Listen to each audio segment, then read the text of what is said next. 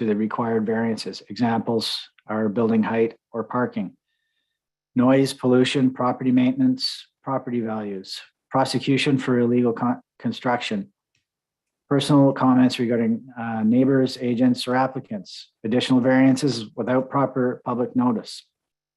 If there is an identified need for an additional variance or variances, including an increase in the extent of the relief sought, a recirculation of the application is required. As part of the statutory public notification requirements, each applicant was provided with a sign to post on the property and file a statutory declaration confirming the sign was posted. This declaration must be on file today before we can hear the application.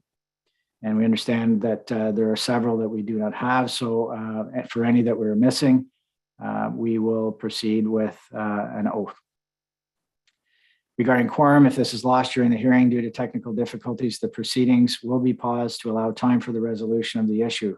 Failing the ability to reinstate quorum, hearing of the items remaining will resume at the outset of the next regular scheduled meeting of the committee.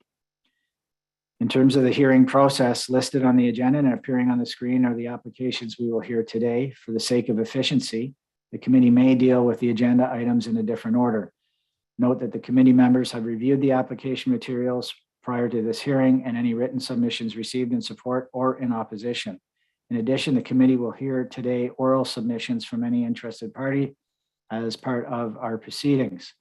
The committee may ask for a brief presentation by the applicant, followed by questions from members where clarification may be needed.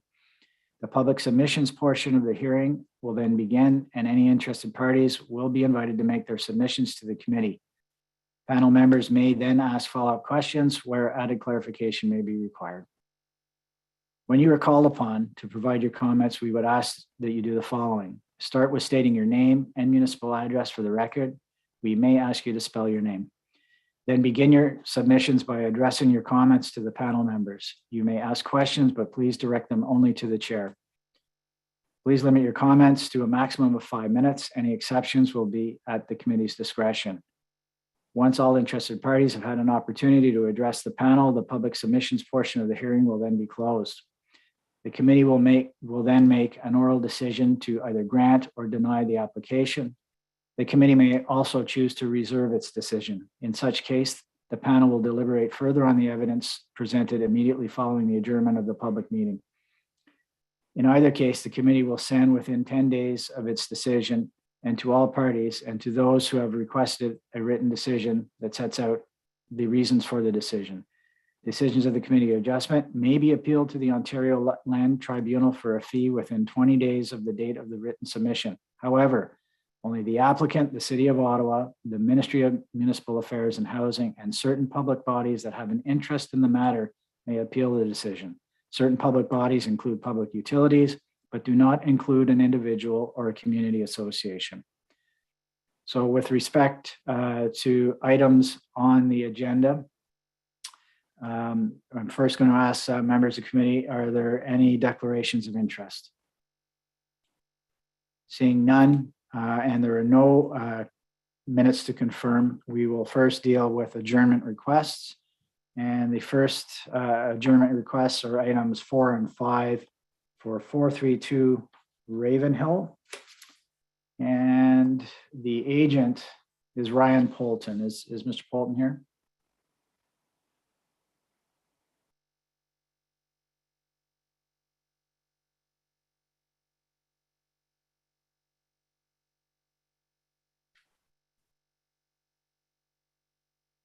Good afternoon, Mr. Chair. Hi there. So you understand that there's a need for recirculation, and there would be a need to adjourn until that can be recirculated? Yes, I understand the applications need to be adjourned. And my understanding is that they're being adjourned to the May 17th hearing. Yes, that's my understanding too. I think just to be safe, we'll say sine die, but I've heard from committee staff that their intent is to get it on there. But just to protect you, and in case something happens, if we do it sine die, then you're protected in case it goes beyond that. So if you don't have anything else to say, we can proceed to vote on that. Just in terms of if you're adjourning it sine die, my understanding is that a recirculation fee is not required. And I just wanted to clarify that. And then I'm fine with the adjournment, absolutely. So Deputy Secretary Treasurer, if you could respond to that one question.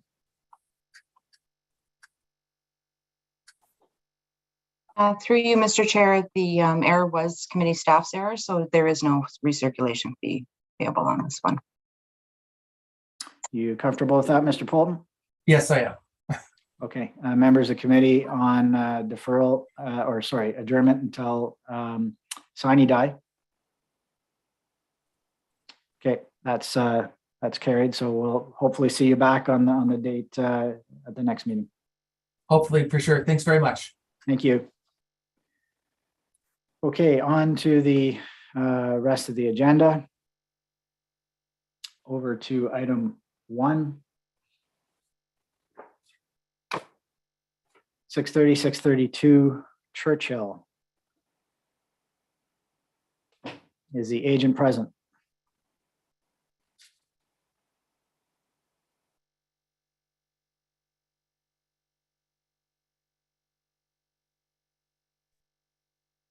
Good afternoon, Chair.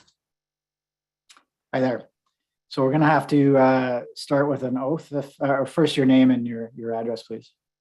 Evan Saunders from Voten Planning and Design, representing the applicant, municipal address 257 Lisgar Street, Ottawa, Ontario. Okay, thank you. And will you be swearing the oath?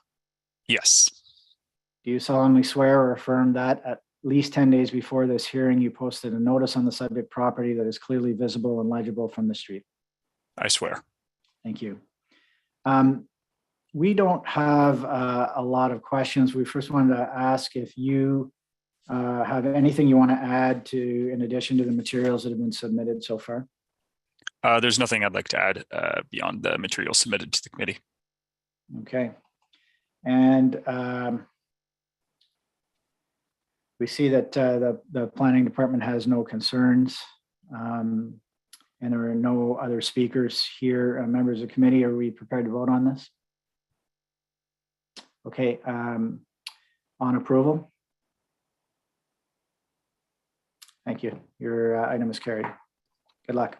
Thank you, Chair. Thank you.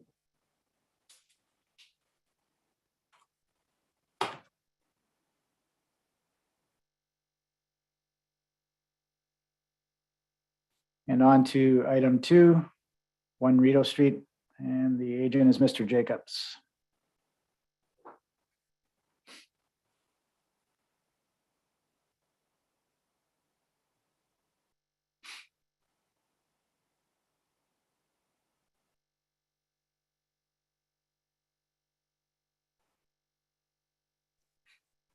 Yes, Mr. Chair, I'm here.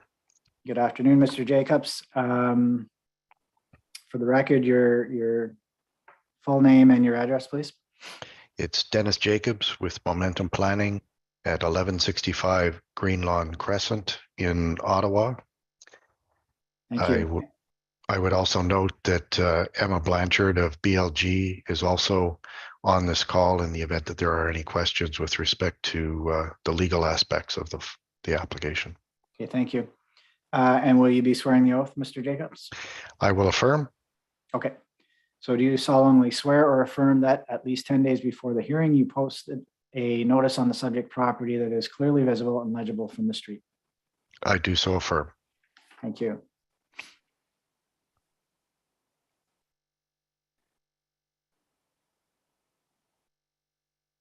So we have one member who's written in opposition. Have you seen that, Mr. Jacobs? Yes, there was an email that I received last week. Yes. Okay, and I understand he is not here. Do you have anything to add with respect to the materials that you've submitted? No, I believe all of the materials you would need are before you, but I'm certainly open, as is Ms. Blanchard, to answer any questions. Thank you. Members of the committee, do you have any questions for Mr. Jacobs? We No. ready to vote on this? Oh, sorry, Mr. Lewis. Yeah, no, I have no questions or concerns. Okay, thank you. Are we ready to vote on this? Yeah. On approval? Item is carried. Thank you, Mr. Jacobs. Thank you, Chair.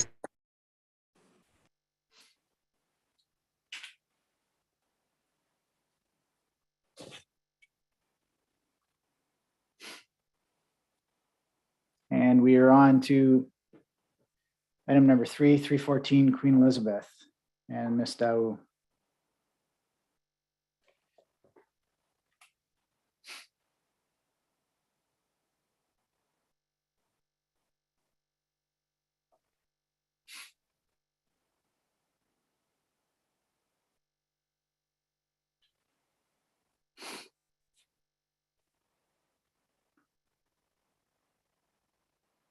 Good afternoon, Ms. Dow. Sorry, I was on mute. Hi, how are you? Good, thank you. Your full name and your address, please. Jessica Dow, 41 Rideau Ferry Road, Lombardy, Ontario. Thank you. And will you be swearing or affirming the oath? Affirming, yes. You solemnly swear or affirm that at least 10 days before this hearing, you posted a notice on the subject property that is clearly visible and legible from the street. I affirm. Thank you. There are some issues with this one in terms of feedback from planning staff. So the committee would like for you to take us through a quick presentation, if you would. And then we'll ask planning staff to provide their feedback, and then you'll have an opportunity to respond to that. Perfect. Okay, so proceed with your presentation. I did share some slides as well with committee staff. Okay, I will try to be relatively brief with this presentation, but it is sort of a lengthy description of the changes. So I just bear with me a little bit. So this site is an irregularly shaped lot. It does feature an existing single family home. It's located in the glebe and it's on the west side of Queen Elizabeth driveway. This site does not have any vehicular access from Queen Elizabeth driveway. Its access is from 2nd Avenue across a shared easement for access to the rear lot line and the rear garage. So the proposal at hand today is to renovate this existing home, which does enjoy legal non-complying conditions under the zoning bylaw, it and the detached garage. And so that is the subject of the variance applications today. The next slide, please. So just briefly, again, the intention is to retain most of the existing building setback as is. The existing curved roof line will be replaced with a full flat roof that's fully zoning compliant, and a rooftop terrace will be provided, which serves as the outdoor amenity space for the property. At ground level, there will be an expansion to the footprint within the permitted as of right building envelope at the front of the building, shown in purple towards the front lot line. And then an expansion at ground level within the building, at the rear of the building, shown also in purple, which is to permit a elevator access so that the home is fully accessible by wheelchair. The ground level conditions at the rear, where there's the existing garage indicated, this will be slightly expanded, shown in yellow, and that is to create an attached garage, whereas it's currently a detached garage. But this represents a fairly minimal expansion to the building footprint. However, it will change how the garage is considered under the zoning bylaw, so it will now be part of the principal dwelling as opposed to an accessory building. The intention here is to make the garage that currently has those non-compliant conditions and setback conditions fully within the confines of the property limits, which it currently extends across those lot lines, just due to the age of the building and when it was constructed initially. And then this will make the building fully wheelchair accessible from the interior, so that vehicle access, a wheelchair can access the vehicles from the interior of the garage and go directly into the principal dwelling, and then to make the building long enough to fit an appropriately sized car. At the front, there's an existing stone walkway that leads from the NCC lands. You can see just past the blue front lot line on this image on the screen. So there's existing stone steps that lead to the principal entrance, and those are to be rebuilt, continuing to build them at the lot line so that they can continue to connect to the rest of the steps that lead to the pathway. And then an extension to the deck to meet those steps and to wrap along the principal entrance and meet with the existing deck that will be rebuilt along the interior side lot line. So the next slide shows the existing and proposed conditions. So you'll see on the left side of the screen, this is the existing conditions of the of the existing home, and then with the proposed renders to show how the massing will overall appear from the NCC pathway.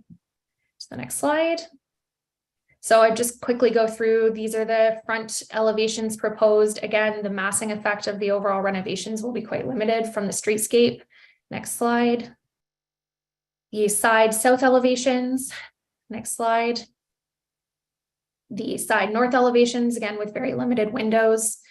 And then the next slide shows the rear elevations with the proposed addition of the wheelchair, the elevator access. There's only one window to be proposed along that addition, and then the rear wall of the garage. So next slide. These are just some context images I think are quite helpful to contextualize how the building currently appears from the streetscape. You can see where the arrows are indicating subject site. That would be from the building itself, which currently is basically not visible from the pedestrian realm. Next slide, please. Okay, so just going back to the site plan, I'll try to touch on the required variances as quickly as I can, in addition to how they meet the intent and purpose of the zoning, are minor and the four tests under the Planning Act. The first variance request is, oh, sorry, just bear with me. The first variance request is reduction of lot area. It's required to be 195 square meters. The proposed is 193.9. It's very minimal reduction and it's an existing condition. So we're just seeking to regularize that under the zoning bylaw. Variances B, H, and I, these are all related to the front conditions. So the front yard setback is presently 0.5 meters at the closest point. Section 3.3b of the zoning bylaw requires it to be at 1.0 meters, which is halfway between the required under the zoning and the provided. This condition is existing and there will be no changes. So the ground level condition is actually set back at 1.04 meters and the third story is set back at 0.5 meters. Again, we're intending to just retain this condition and make no changes. The proposed front addition is within fully the as of right building envelope within the front yard setback. So that otherwise will not change.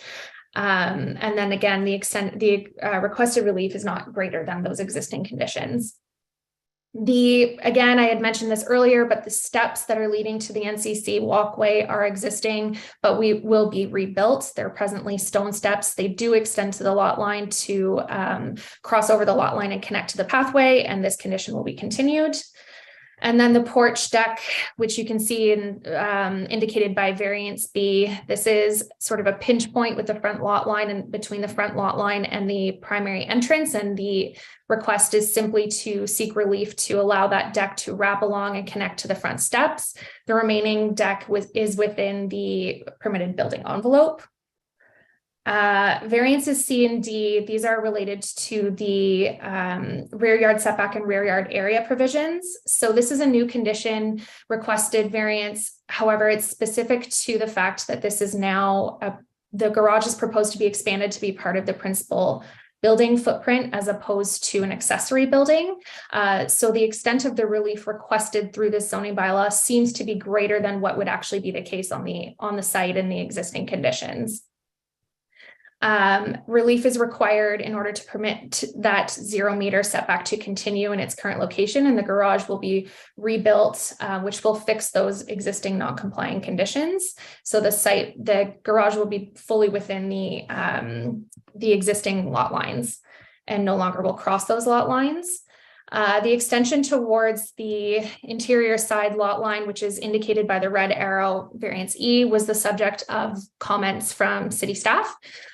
So this will be, we understand that there was a requested grading and drainage plan for this site, and that's already being in the works by a professional engineer. So we understand this will be a requirement at the building permit stage, and that will be appropriately dealt with at that point. It's currently being worked on by an engineer, but it's intended that all water will be managed on site via the roof. So we're just waiting on those recommendations from the engineer currently. The variance to permit the interior side yard reduction is also slightly reflected with the purple area, which is the wheelchair access. And this is just a slight reduction at 0.52 meters, whereas 0.6 is required. This wheelchair elevator has been designed to be as small as possible while meeting accessibility requirements. And this is the only real logical location to put this access. So it's fully accessible at the ground level all the way to the third story. And then I'll just move over quickly to the roof plan, which demonstrates the requested variances for reduced setback from the access, the wheelchair access. So that's at a 0 meter requested setback for variance G. Again, this is simply to ensure that the elevator that is at ground level can extend fully to the rooftop terrace. But this does overlook into just a parking area, and there's no windows proposed at the top of this level. So the impacts overall to that addition will be minor. And then the reduced rooftop setback from the exterior walls, we've listened to some of the comments that were obtained from the neighboring property to the north, and we have reduced the proposed terrace setback to the extent of the variance request along the north side. So you'll see indicated in green that we're now proposing the required 1.5 meter setback along that north side of the terrace, with the requested relief along the remaining portions shown in red. We understand staff had some comments regarding the implications to private amenity space from the property to the south, with specifically the south terrace setback. However, we feel this can be appropriately mitigated with the provision of the 1.5 meter privacy screen, as well as the fact that this interior side lot line is more generous than what would be required under the zoning bylaws at a 1.4 meter setback, plus the additional 0.25 for the terrace. And there is additional buffering between the lot line for the property to the south as well. We'd also like to just point out that the owners have consulted with those neighbors to the south, and they've prepared and submitted a letter of support in for the committee for this application. So they are in support and are aware of the application. I do understand I'm way over time, so I hope that sort of adequately addresses the staff comments. And if you have more questions, I'm very happy to go through those as well. Yeah, for now, what I'm going to do, Ms. Dow, is if I can just have you hold for a bit and just ask for staff comments, and then we have a delegation that wants to speak, and then we'll come back to you. So, Ms. Linker. Thank you, Mr. Chair. As the agent has provided, staff have no concerns with many of the variances, recognizing the existing site context. However, staff do have some concerns with the interior side yard setback where the garage is expanded. And if granted, staff would require proof that the runoff would be captured and controlled on the property. Staff also have some concerns with the reduced setback of the rooftop terrace from the south exterior wall due to privacy and overlooking issues on the abutting neighbor's properties amenity area. And can you confirm, or do you know, Ms. Linker, is the grading plan, do you have one yet, or is it still under review? Still being worked on? Okay. I just saw Ms. Dow nod her head, so okay, thank you. All right. Before you go away, Ms. Linker, I think I'm just going to ask committee members if they have any questions for you, and then we'll go back and have the delegation speak as well. Mr. Wilder. I'm sorry, my question is for the agent, actually. Okay. Is there any questions for Ms. Linker before we release her? Okay. All right. Go ahead, Mr. Wilder. Thank you, Mr. Wu. I guess I do have several concerns. Certainly the concerns already mentioned by Ms. Linker. And, I've read the comments from the abutting property owners with regards to the townhome that exists, I guess, abutting this property. And the natural spaces on this site now, I mean, there is apparently a buffer. That front yard buffer of natural vegetation, is that going to disappear now? Through you, Mr. Chair. So there will be a full 1 meter wide strip of natural vegetation that's provided from the most northerly interior side lot line across the front lot line to the steps. And then that continues a small portion past the front steps towards the south lot line.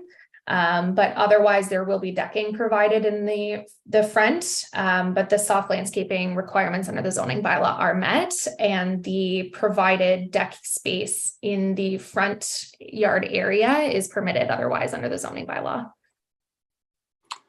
Mr. Why the need for that decking in the front? You're having a rooftop terrace. An elevator's taking up your client to the rooftop. Why that need for that wraparound to the extent that it's being proposed, which I think is excessive? So the intention, through you, Mr. Chair, the intention of the deck is to provide at-grade amenity space that interacts with the streetscape and provides, an area that is not needing to be extended to the roof for usable area that interacts with the NCC landscape there. I believe as well, the deck does connect to, I'm just pulling the elevations if that's okay, just so I can confirm something here as well. I don't know if the committee coordinators have the elevations on the screen that they can quickly share as well.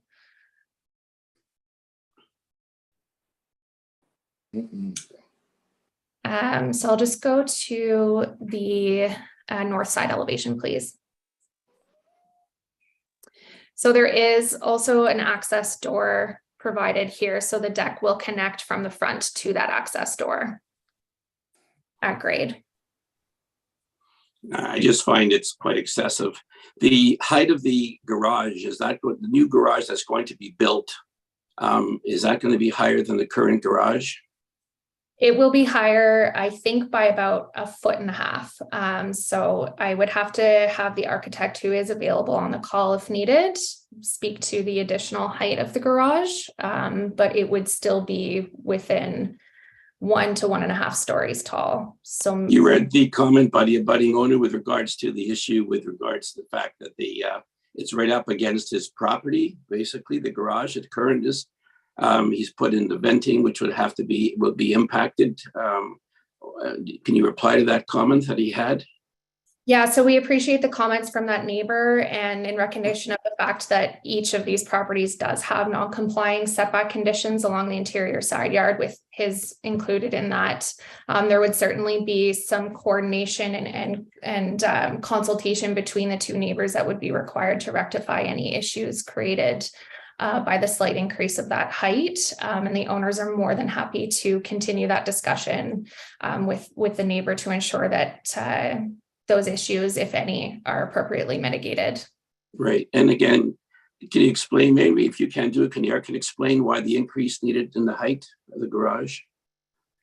So my understanding is that this is needed in order to accommodate a stacked garage situation. So just needs a slight amount of height increase in order to facilitate that. Stacked garage, can you explain that, please? I would have to actually have the architect speak to that. So if that's possible, Farouk is available on the call, and I would appreciate if you could just explain, Farouk. Yes. Yes. Yes, I'm available. Okay, just make one reference to a previous comment that why is there deck necessary in the front? There is a level change between the landscape area and the house, so that front deck would not be accessible if we did not have the deck. So the reason for the deck is that, you know, the person that needs accessibility can go directly from the living room space onto a deck space outside. So that's the one reason on a day-to-day basis. The reason for the height increase for the garage is related to the fact that there is hardly or no space on the side for another car. And if we wanted to have another car, the only way to do it is to have a stacked garage. This garage basically allows one car to come in, and the second car would be able to get on top of it. So basically the cars would be stacked on top of each other.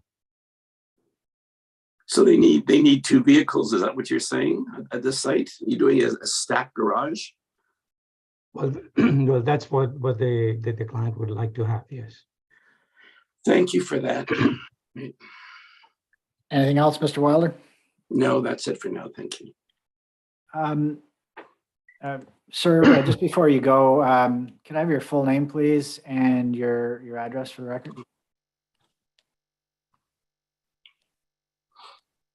Question for me? Yes, just your full name and your My address for name, the record. my name is Farouk Noor Mohammed, and my address is 2465 Roseberry Avenue, West Vancouver. Thank you. Ms. Daoud, did I hear you say that the plan, and maybe your architect is the better one to answer this, but the plan is to store water on the roof as part of the grading plan? Is that what I heard? That's correct. So Farouk, I think, would be the best to explain this in more detail. Again, I'm not an engineer, but to answer your earlier question, yes, the grading plan is currently being worked on by our civil engineer. So that is in anticipation of the requirement of building code. But yes, it would be fully managed on the roof. Farouk, would you like to speak to that any more? Yes, I met with the engineer last week, and we went over the whole site and discussed exactly how the rainwater would be managed on the site, and we are investigating where the drains are at the moment. And the whole idea is that there will be no runoff that will come off from this house onto any of the neighboring properties. Okay. And there's a comment, Ms. Daoud, it says, if, I don't know if you've seen the comment sheet, but it says, this is from planning staff, if easement exists over abutting property, maintenance and access will be alleviated. This is in reference to the variance to permit the 0 meter interior setback. Yes, that's correct. Sorry. Why are they saying if the easement exists? To be honest, I'm not sure as to why that language was selected, but there is an easement that exists over that property in favor of the 314 parcel, and it's registered on title. And does that easement document allow for maintenance access? That's my understanding. Yes, it's for access and maintenance to that garage. Have you seen it? We've asked the legal staff to pull that document, but it's on the deed that it's the easement for access, and it's existed since, I don't have the date in front of me, but it has existed since the construction of that building. So I just want to make sure, for access and maintenance, or for access? I have to, sorry, 1987 was the original document. My understanding is that it is for access and maintenance, but I do not have the document in front of me to be able to say for sure. Okay, because I would be very comfortable if I knew that it was for both access and maintenance, that I would agree with the statement by staff, I guess is what I'm saying. Okay, I'm going to ask, we have somebody who wishes to speak. So Mr. Weston, Greg Weston, would you like to speak?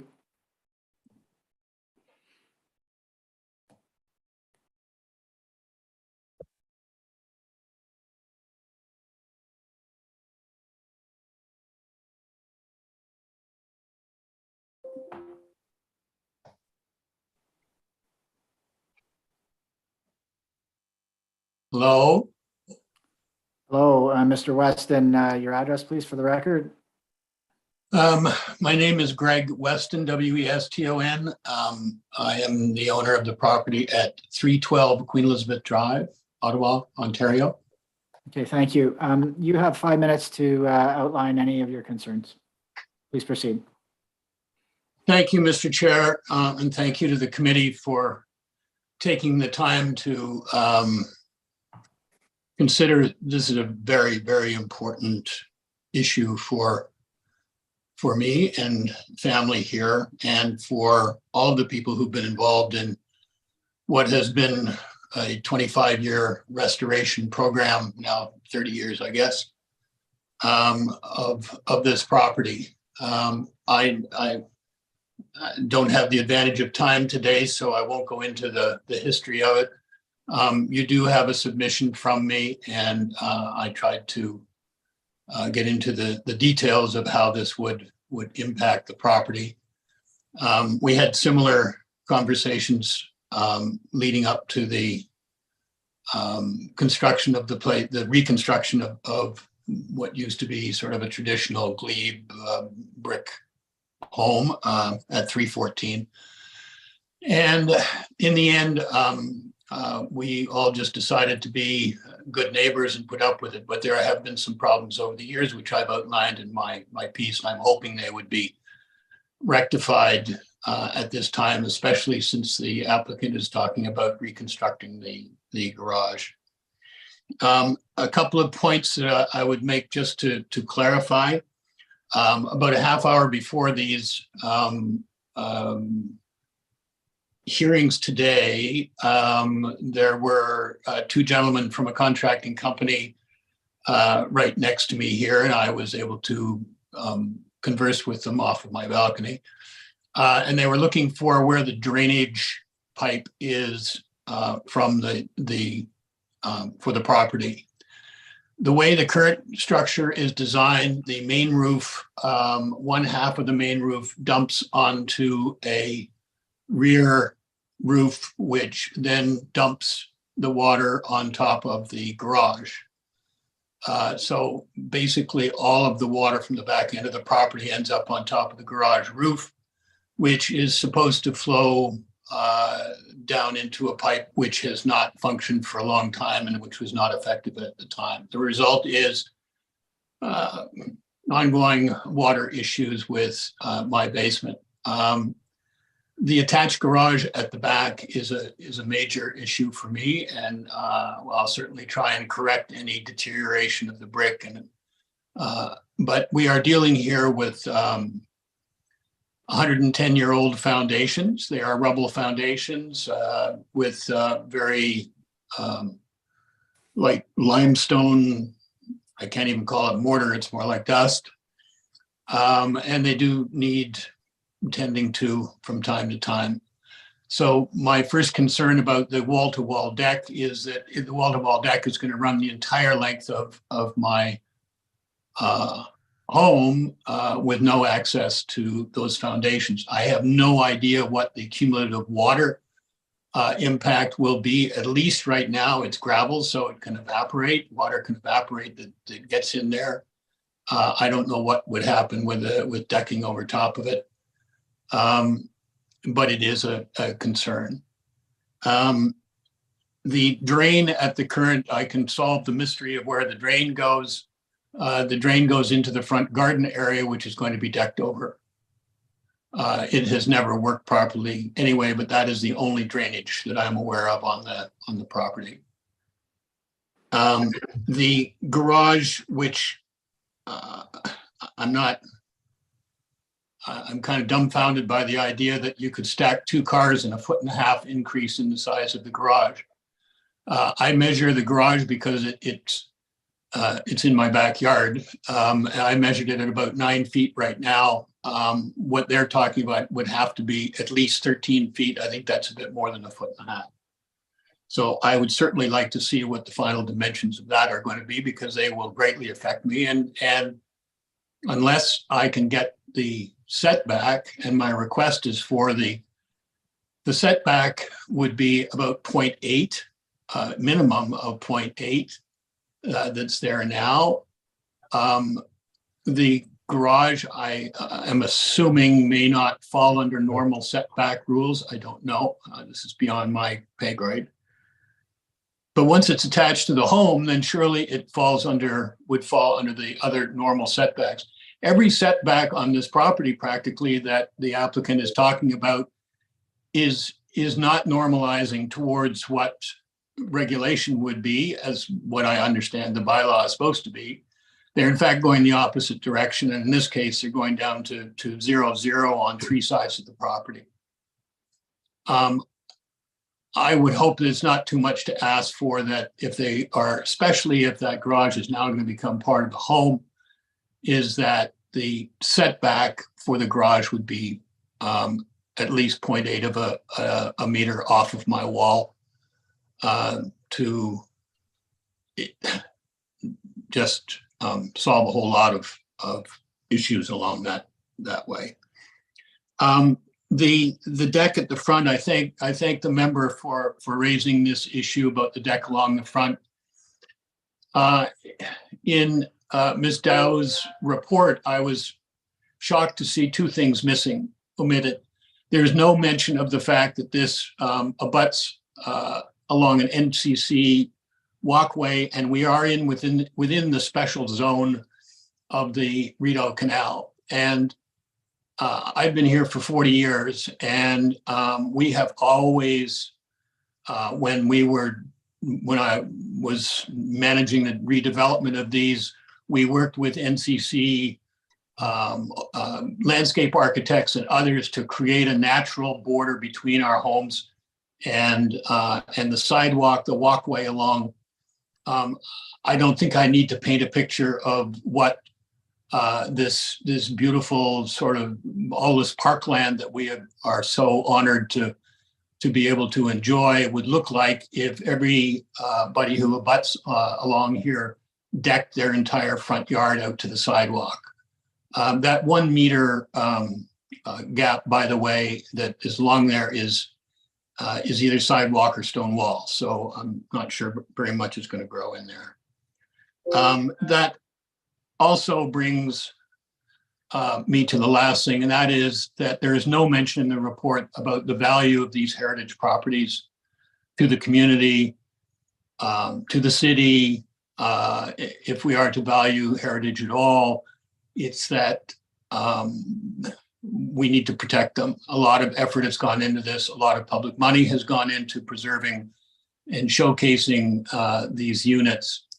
And the idea that we're now going to have decking up to the front of our, literally abutting into our only place to enjoy the canal view that we have from here, extraordinary as it is now going to be abutting wall-to-wall decking.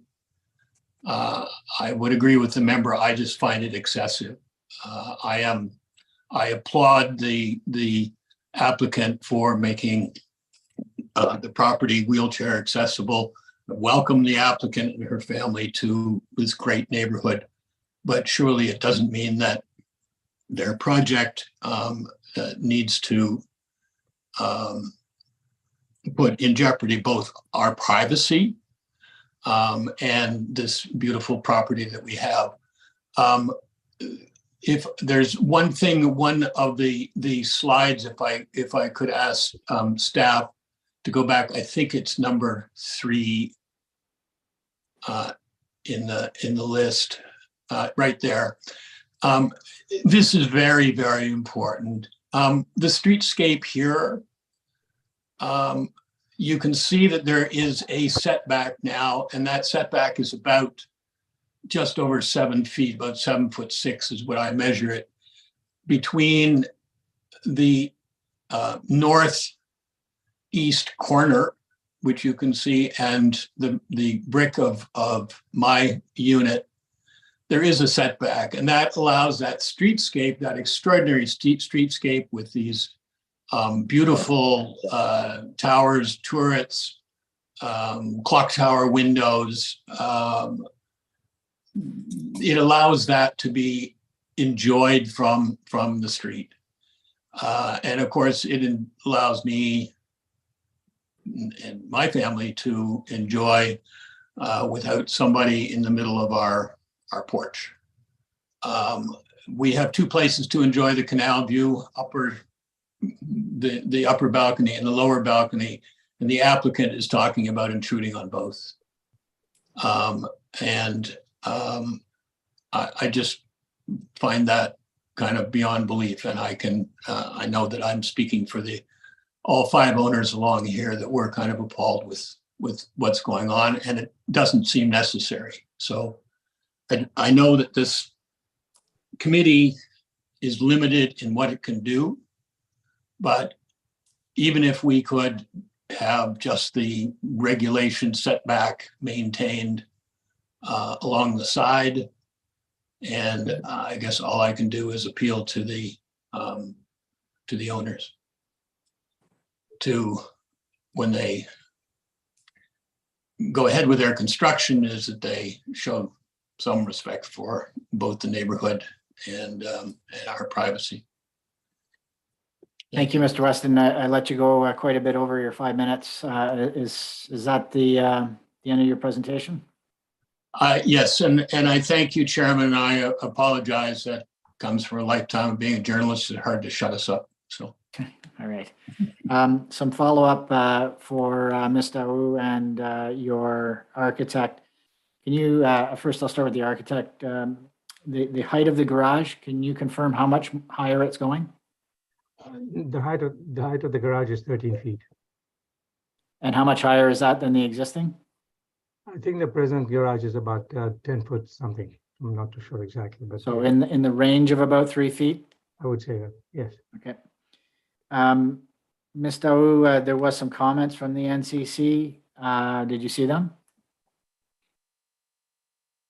Yes, Mr. Chair, I was in coordination with, I believe it was Mr. Horton from the NCC. We had spoken before he issued his formal comments as well, just to ensure that they had no concerns. They had some questions regarding the current landscape conditions on NCC property, which contains the steps leading to the property line as well as the retaining wall, both of which are not to be changed through this application. So anything on NCC lands, any soft landscaping and direct connection to the NCC multi-use pathway will be unchanged.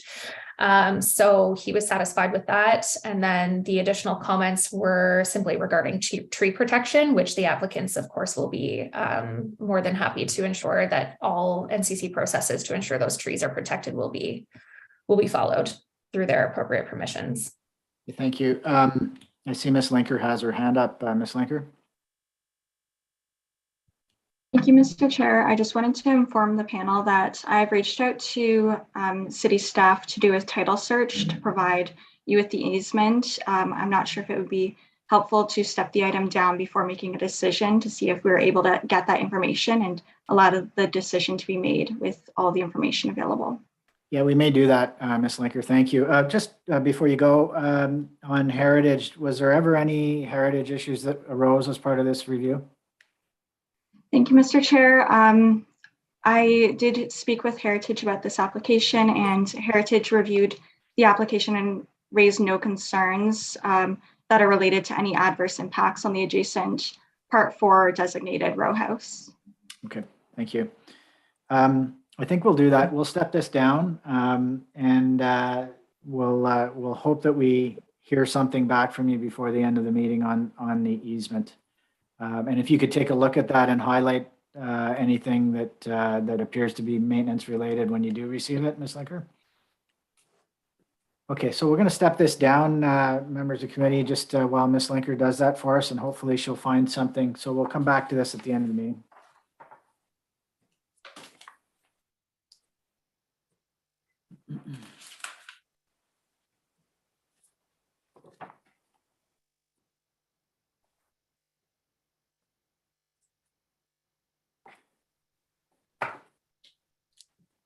We're on to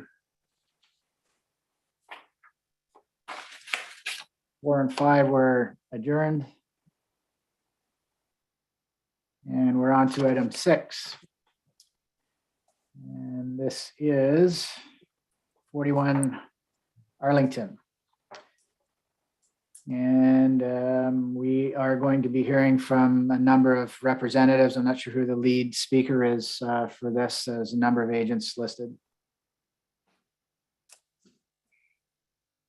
Hello, Vice Chair. I'll be speaking to this. We also have been joined by the architects on the file as well as the client in case there's any questions I'm not able to answer. Okay.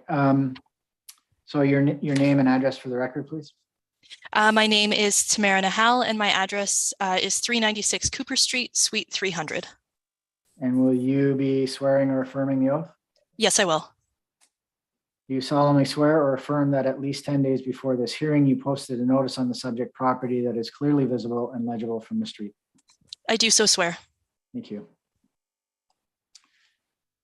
I believe a couple of, there were a few questions and I believe there's an amendment to the variances on variance B. We are looking at amending from 3.4 to 2.95. That's your understanding? Yes, that's correct. We had a few conversations with city staff. They asked if we could adjust that variance, and we were able to make that change. So that has been implemented already. And then variance C has been deleted. Yes, we included two variances that were essentially identical in wording. We weren't sure if we should include both or just one, and it came back that we only needed to seek relief from one of them. Okay. I think there may be a question or two. So do any members of the committee have any questions? No. No? Mr. Chair, I did have a concern before, but I realize now that the 3.4 requested is now down to 2.95. Sorry, it's 9.5. Yeah, 2.95 now from the 2.2, which is at least a bit of a modification to my concern that I had with the 3.4. So I'm satisfied now with the 2.95 reduction. So I can, that's fine. Now I have no more questions. Thank you. Thank you, Mr. Wilder. And we have no speakers on this. Ms. Linker, the department is supportive of this application. Yes, that's correct, Mr. Chair. Thank you. Members of the committee, are we ready to vote on this? Yep. On approval? That is carried. Thank you. Thank you Good very luck with much. your project. Thank you.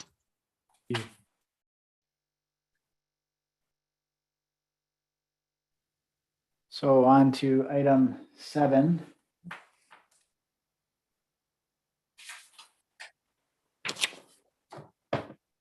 Item 7, 272 Powell. And we have one speaker, Stéphane Papineau.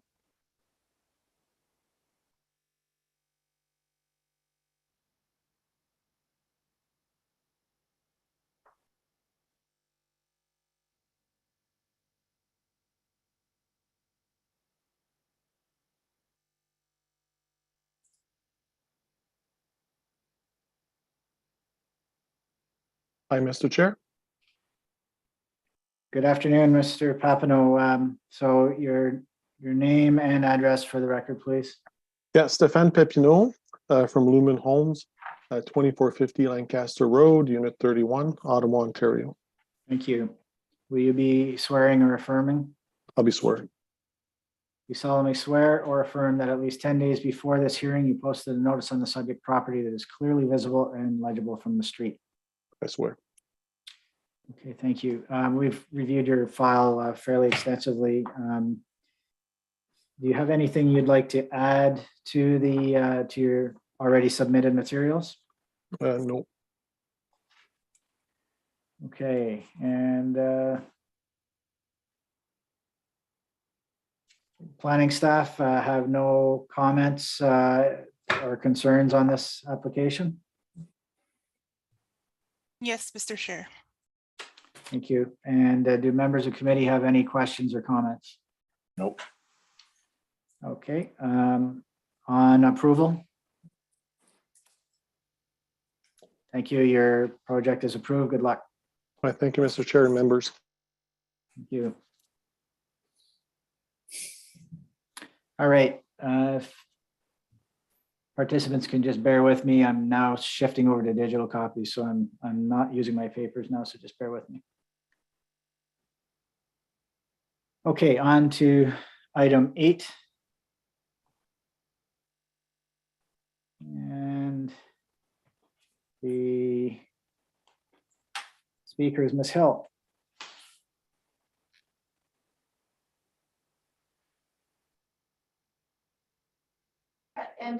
Hello. Hello, Ms. Hill. Your name and address for the record, please. Rosalind Hill, 414 Churchill Avenue North. Thank you. And will you be swearing or affirming? Swearing.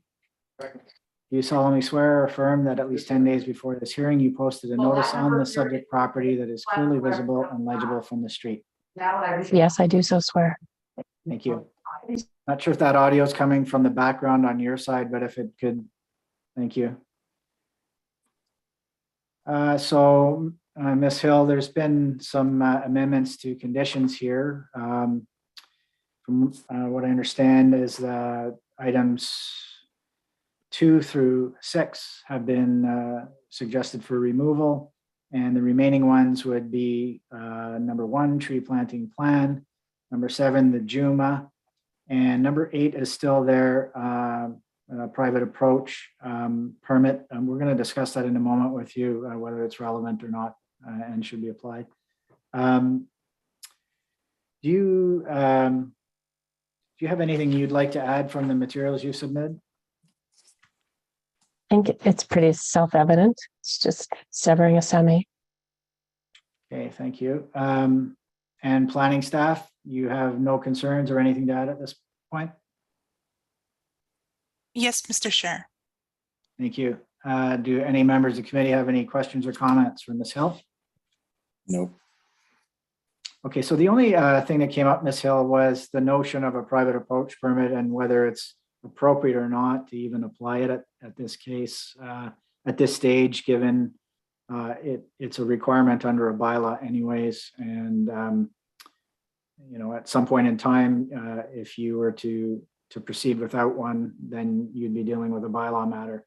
And the other thing is that it may be an issue to be able to clear, depending on the timing of how everything else unfolds on this file. If there's a delay, for example, and that could pose problems for you. Do you have any feedback on your thoughts on that? Well, I guess we're generally in the industry, we're a little unclear when things are being double regulated. We're trying to move things along efficiently, and I don't see any value in double regulating something. As you say, it's already subject to a process and a bylaw. Okay. Members of the committee, are we okay deleting that condition?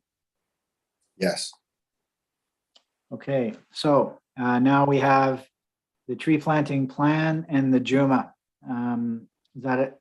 Is that okay with you, Ms. Hill? Yes. Okay. There was some feedback from someone who was wondering why construction was happening before the severance. I don't know if you've seen that, but that can happen. These things happen, and that's not an issue for us to decide. Members of the committee, Mr. Renault. Thank you, Mr. Chair. I'd just like to take the opportunity to add maybe a couple points of clarification regarding the right-of-way condition, if I may. So a couple things. Sir, no, we're not interested. Okay. We've received feedback from the legal department as well, who have indicated that there's a concern with applying it at this point. So we're comfortable removing it. Understood. Thank you. So members of the committee, as amended with 1 and 7 applied. On approval? Thank you. Your project is approved. Good luck, Ms. Hill. Thank you.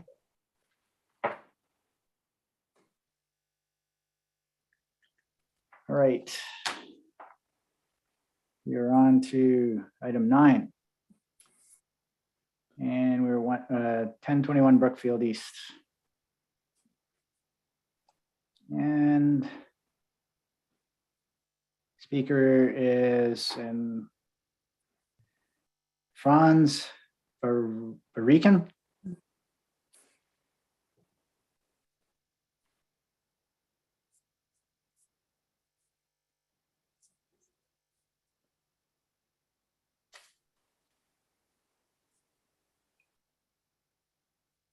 Hello, good afternoon, Chair. Good afternoon. Your name and address, please, for the record. My name is Franz Braken, and I'm the owner of 1021 Brookfield Road East, and I'll be representing myself. Okay.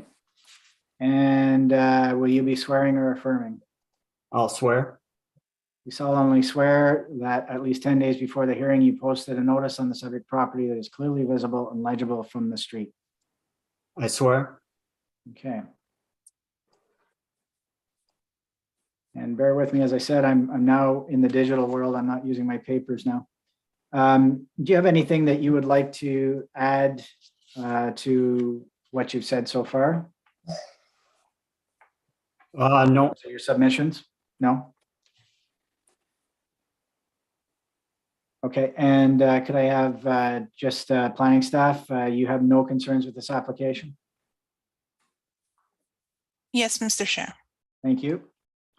And there are no additional speakers. Does committee have any questions or comments for the delegation?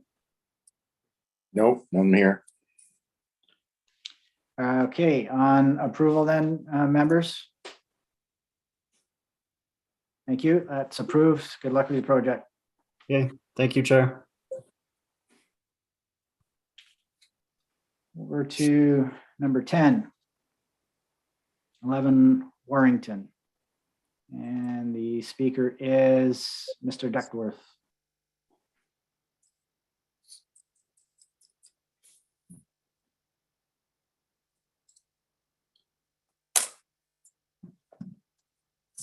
Good afternoon, Mr. Chair.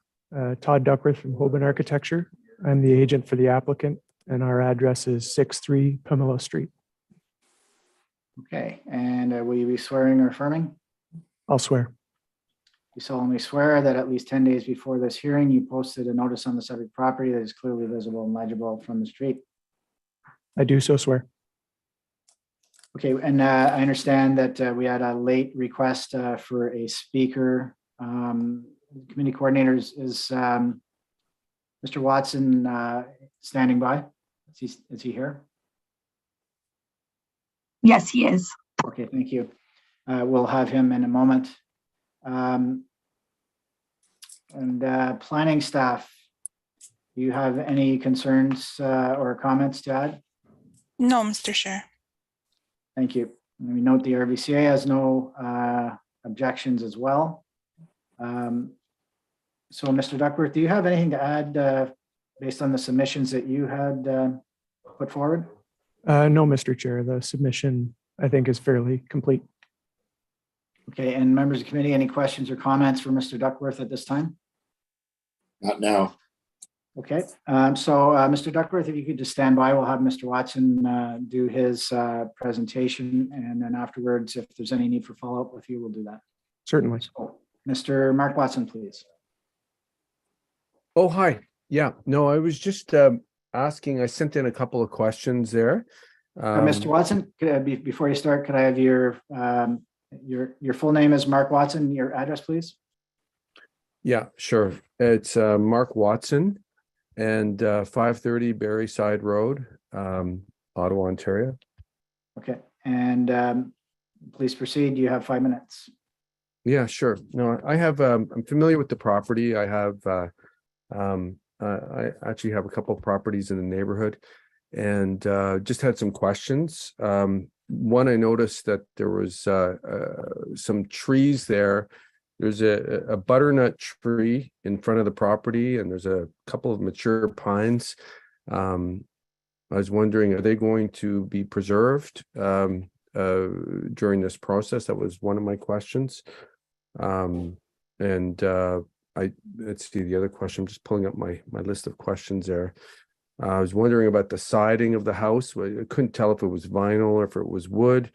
I had questions if they were going to be digging a new foundation there, if there was going to be potentially disruptive, there's going to be explosions, if it might crack my foundation because I'm nearby. So if they're digging deeper, if they're extending it, are they also building a basement in that new section of the house? I was wondering why, was there a height restriction there? Is that why they're only going with one floor? And also about the alleyway, there's a joint alleyway in the back, and will they, be utilizing that alleyway in any way, as it sort of abuts against my property? So those are your questions? Yeah. Okay. Stand by. I'm going to ask for forestry staff just for a minute.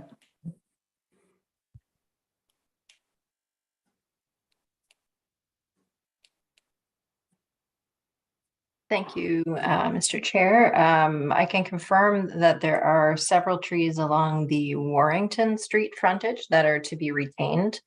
They have provided a tree information report showing this. There are other trees kind of surrounding the rear part of the property, which will be removed. But that can be discussed with the applicant, I think. Okay, and so when I hear butternut tree, it sends a whole bunch of alarm bells ringing. Is there a butternut tree, and is it going to be okay if it's there? There is a butternut tree, and it was assessed by the top assessor in the whole area, and she confirmed that it was planted, and so it's not protected under the Endangered Species Okay, Act. I see. Okay, thank you. Thank you very much. So what, does that mean it's going to? Sir. Oh, sorry. Please hold. Mr. Duckworth, you heard what the forester said. You're following the tree planting plan? Yes, Mr. Chair, we will be following that, and regarding the butternut tree, it will also be retained. Okay. All right.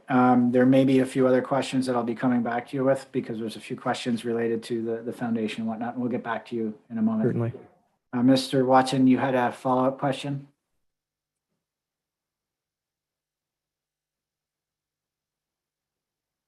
You're on mute, sir. I guess as long as it's being retained, that's fine. You know, but whether it was planted or not by a squirrel, it, you know, seems to have naturally occurred there. So it is an endangered species. There is also the pine tree is also going to be preserved. Then that's great. Is that what I'm hearing? Ms. Young? Yes, it is. It's a spruce tree in the front yard, and it will be retained. Okay, thanks. Yeah, thanks. Thank you. So maybe we just go through a few of these, Mr. Duckworth. The type of siding? The anticipated siding would be wood siding. We haven't confirmed that. We're not into detailed construction drawings yet, but we would anticipate wood siding. Okay. With respect to the new foundation, do you anticipate any blasting? We would need to have a civil engineer confirm that for us. We haven't done that yet. Okay, so at this point in time, you don't know, or you? I wouldn't anticipate it, but we haven't investigated whether blasting is going to be required or not. And should there be blasting, Mr. Watson, you can contact the building code services of the city who manage building permits and express your interest and concern about any of that before it even happens. So you can speak with them, and they will provide you with advice about how the Building Code Act regulates matters like that. It's beyond the scope of this committee, but certainly Building Code Services have the expertise in that. Can you talk to me about the alleyway, Mr. Duckworth? So I'm not aware of an easement that crosses the property. There would be no use of an alleyway. The only property we're using is the subject property itself. Okay, and I think there was another question about height as well, the reconstruction. Did you hear that question? I believe the question was simply, we're proposing a single-story dwelling, and is there a reason why we're not proposing a two-story dwelling? It was simply the design intent to build a single-story living. Okay. All right. Thank you. There are no conditions requested here. Members of the committee, any follow-up questions? Yeah, just sorry. One more question: is it a single residence or is it a multi-unit residence? Mr. Duckworth? Mr. Chair, it's a single residence. Okay. Okay, thanks. I have no further questions. And by the way, I just want to add that it is a very nice looking property, and you know, I think it's going to be a nice addition to the neighborhood. So yeah, looking forward to seeing that change. Thank you. Thank you. Members of the committee, any questions or comments for Mr. Duckworth? No. On approval? And that matter is approved. Good luck, Mr. Duckworth. Thank you, Mr. Chair. On to item 11. And that is 36 Brighton. And Benjamin Williams is the agent.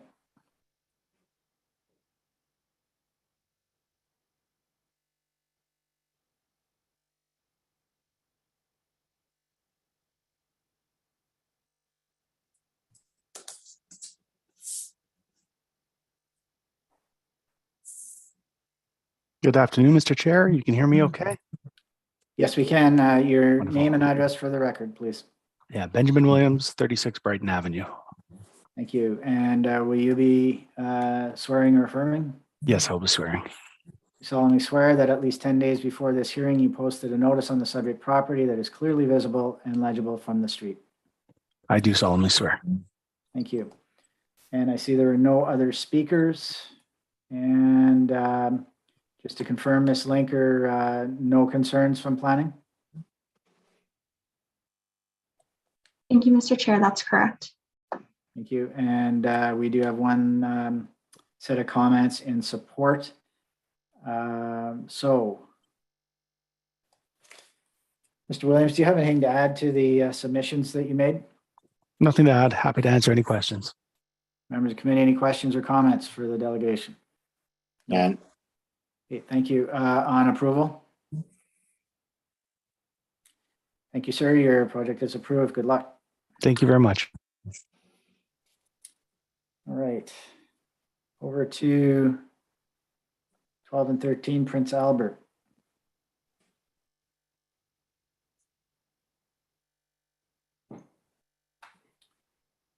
And the speaker again, Mr. Williams.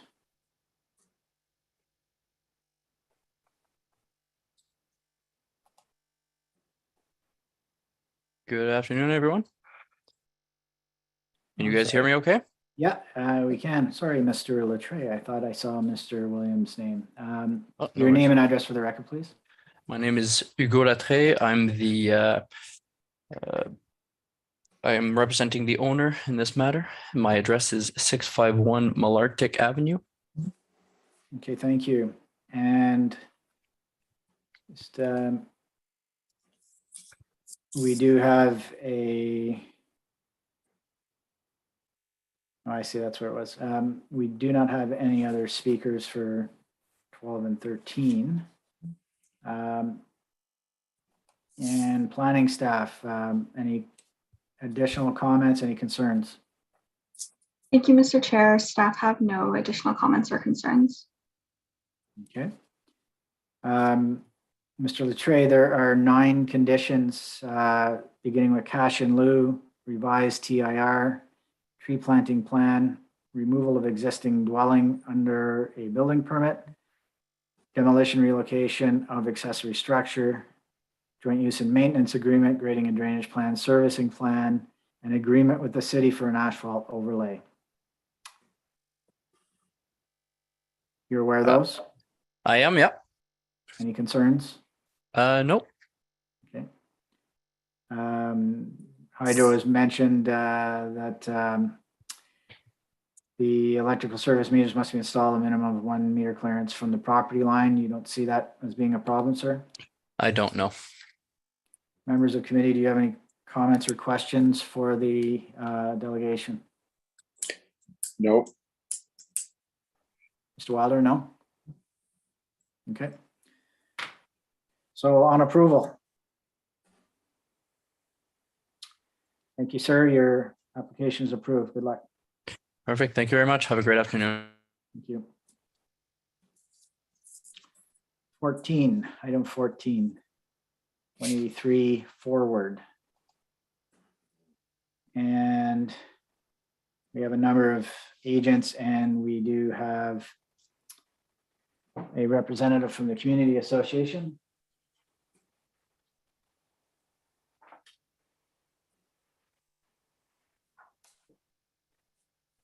So, which agent will be doing the speaking?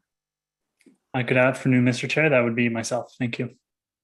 Okay, your name and address for the record, please. My name is Scott Olay, planner at FOTEN. My address is 396 Cooper, Suite 300. Thank you. And there are no requested conditions. However, the planning department has expressed some concerns. So Ms. Linker, if you wouldn't mind just outlining those. Yes, thank you, Mr. Chair. Staff have some concerns with the proposal as it relates to the rear yard setback and area variances and how those impacts the on-site soft landscaping for tree planting and amenity areas. Staff encourage a design with no accessory building, which would preserve the rear yard green space for planting larger trees and contributing to the tree canopy cover in the city. Thank you. Do members of the committee have any questions or comments for the delegation at this point? Not right now. Okay. Sir, I'm going to put you on standby while we hear from the community association, and then we'll get you to, we'll see if we need a full presentation from you or not, but we'll hear from the community association. Sure, that's great. And you may or may not be required to respond back. So if I could move to Ms. Marlowe from the community association. Yes, hello, Chair. Good afternoon. My name is, your name good and afternoon. address. My name is Lori Marlowe, President, Mechanicsville Community Association, 215 Parkdale Avenue, Ottawa. Thank you very much. Please proceed with your comments. You have 5 minutes. Yes, I have met with the owner and developer. We had a good talk. I produced a letter that I have forwarded to Committee of Adjustment. They have got back to us again with comments. We've had a great dialogue. I'm really pleased they're talking to me. I do have concerns though with the minor variances for the rear yard setback. It does not meet the general intent and purpose of the zoning bylaw, does not provide appropriate transition to the neighbors. In particular, section 4.2 and 4.4 of the rationale prepared by FOTEN, the surveyor and FOTEN may not have realized, but the rear lane is a class 6, it's unmaintained, and it has been encroached by the owner 183 forward and encroached by the rear neighbor. So the laneway is really, they use the 6 meter width of the laneway as being vacant, and it's not, because it is occupied. FOTEN has gotten back to me and they plan to surrender the encroachment for 183. So, and landscape it. So remove any asphalt that's in there. That still only gives a 3 meter transition to the rear neighbor. So the building will still be looking into the encroachment of the rear neighbor. So that is a concern for overlook and shadowing. And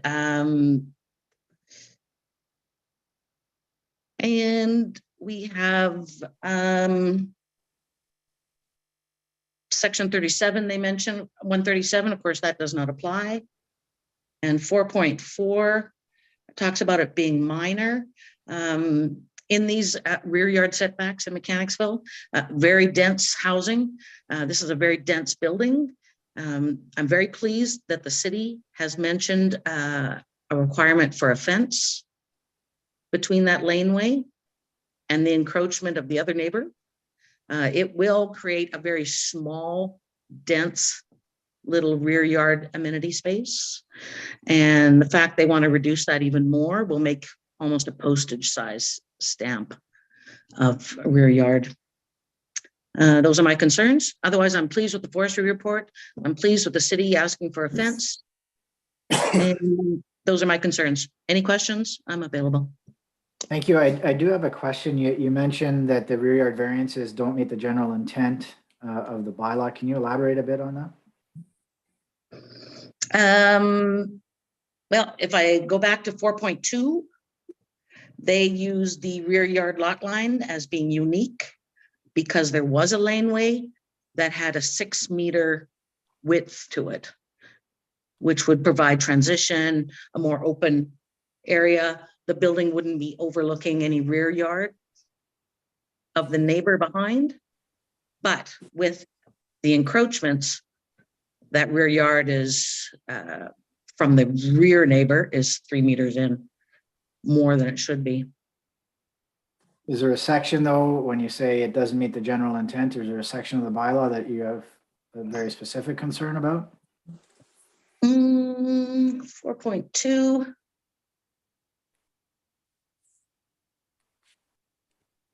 Nope, not that I can mention offhand.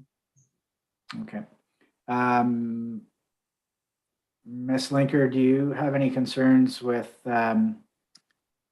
what you heard about 4.2 or any other general intent of the bylaw? Thank you, Mr. Chair. Can you please provide clarity of what section 4.2 is referring to? Is that section 4.2 of the zoning bylaw? No, 4.2 of the rationale.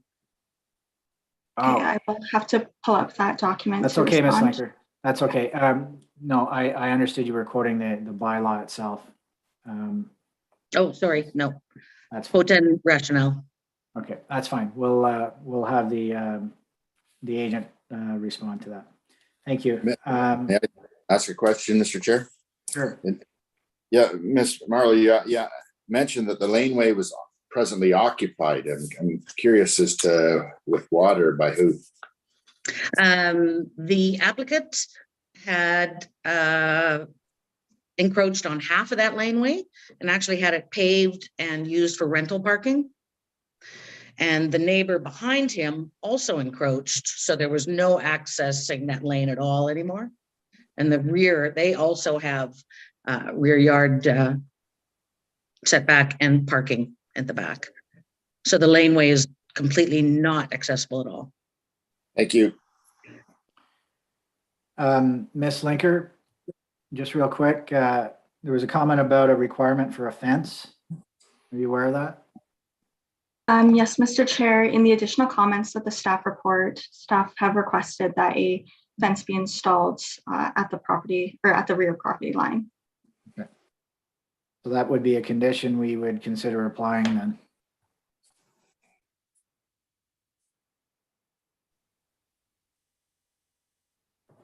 Okay, Mr. Riley, I think I'd like a quick presentation if you don't mind. And if you can turn your mind to what you've heard so far during your presentation, I appreciate that.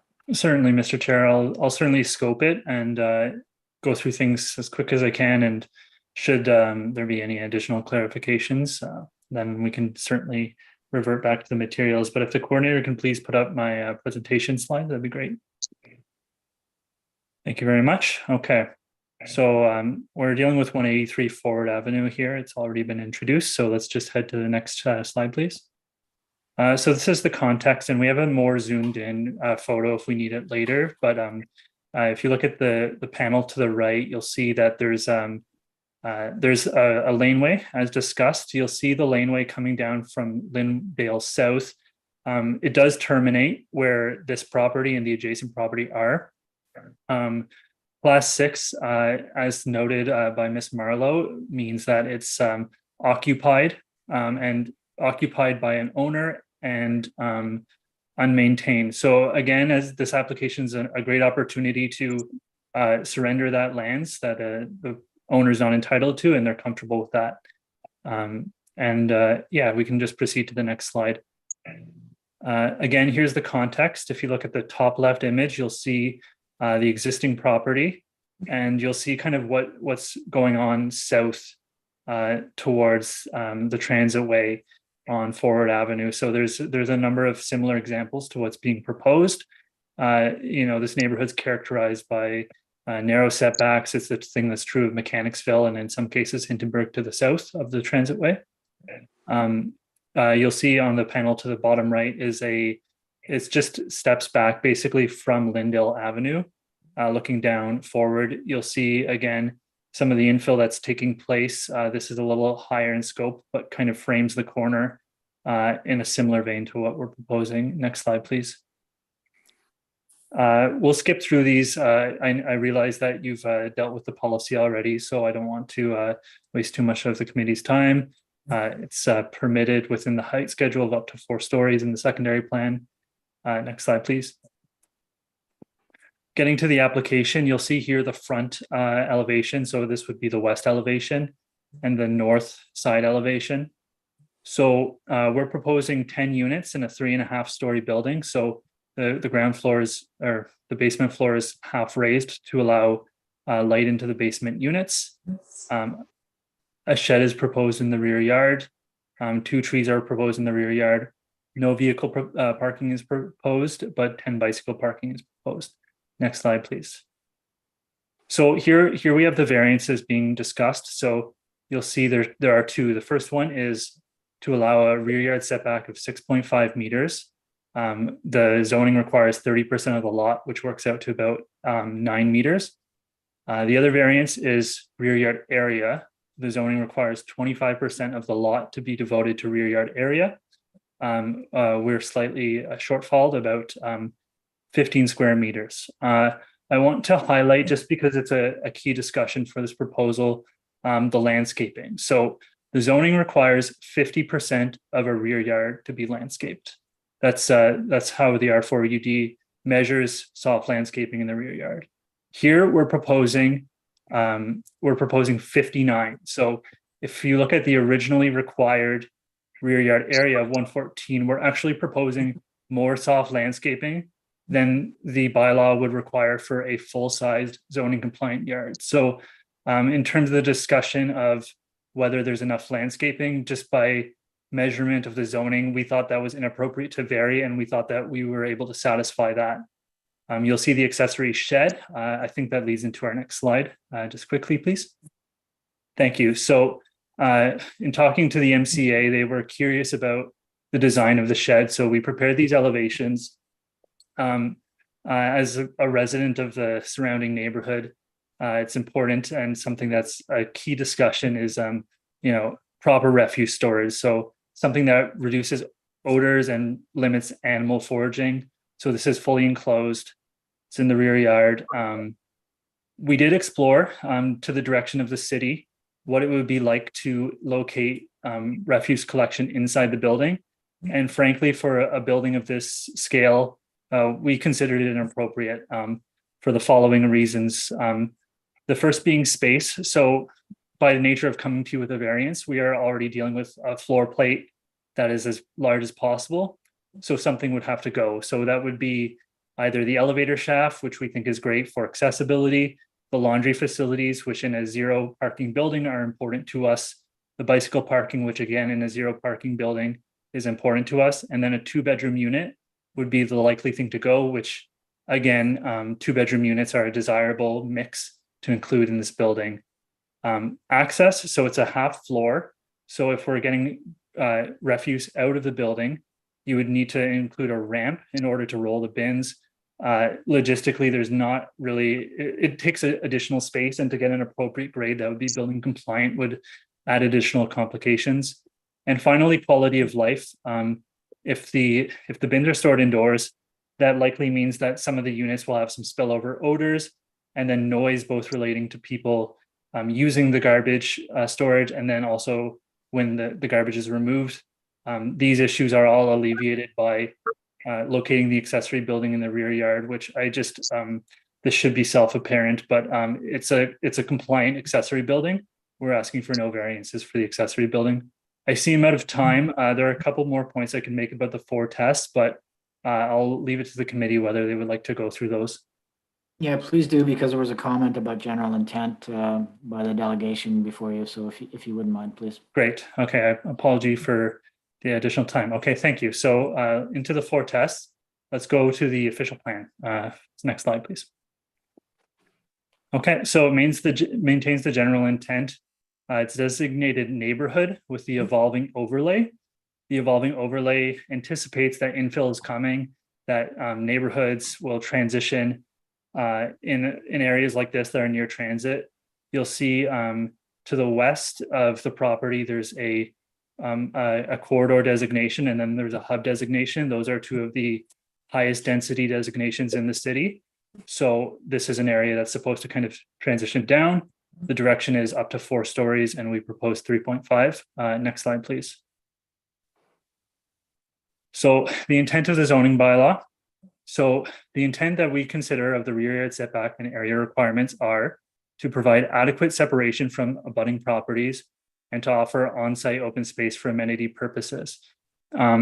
In speaking with forestry staff, which as you will recall, members of the panel, was one of the reasons we had adjourned, they provided some suggestions for how we can lay out the 2 trees in the rear yard to allow for, they used kind of the metric of a basically wooden picnic table in the rear yard. So we actually spread out the 2 trees we're proposing such that there's space for both root zones, so the trees are healthy, and that there's also space for in between them to fit a picnic table or something that constitutes valuable amenity.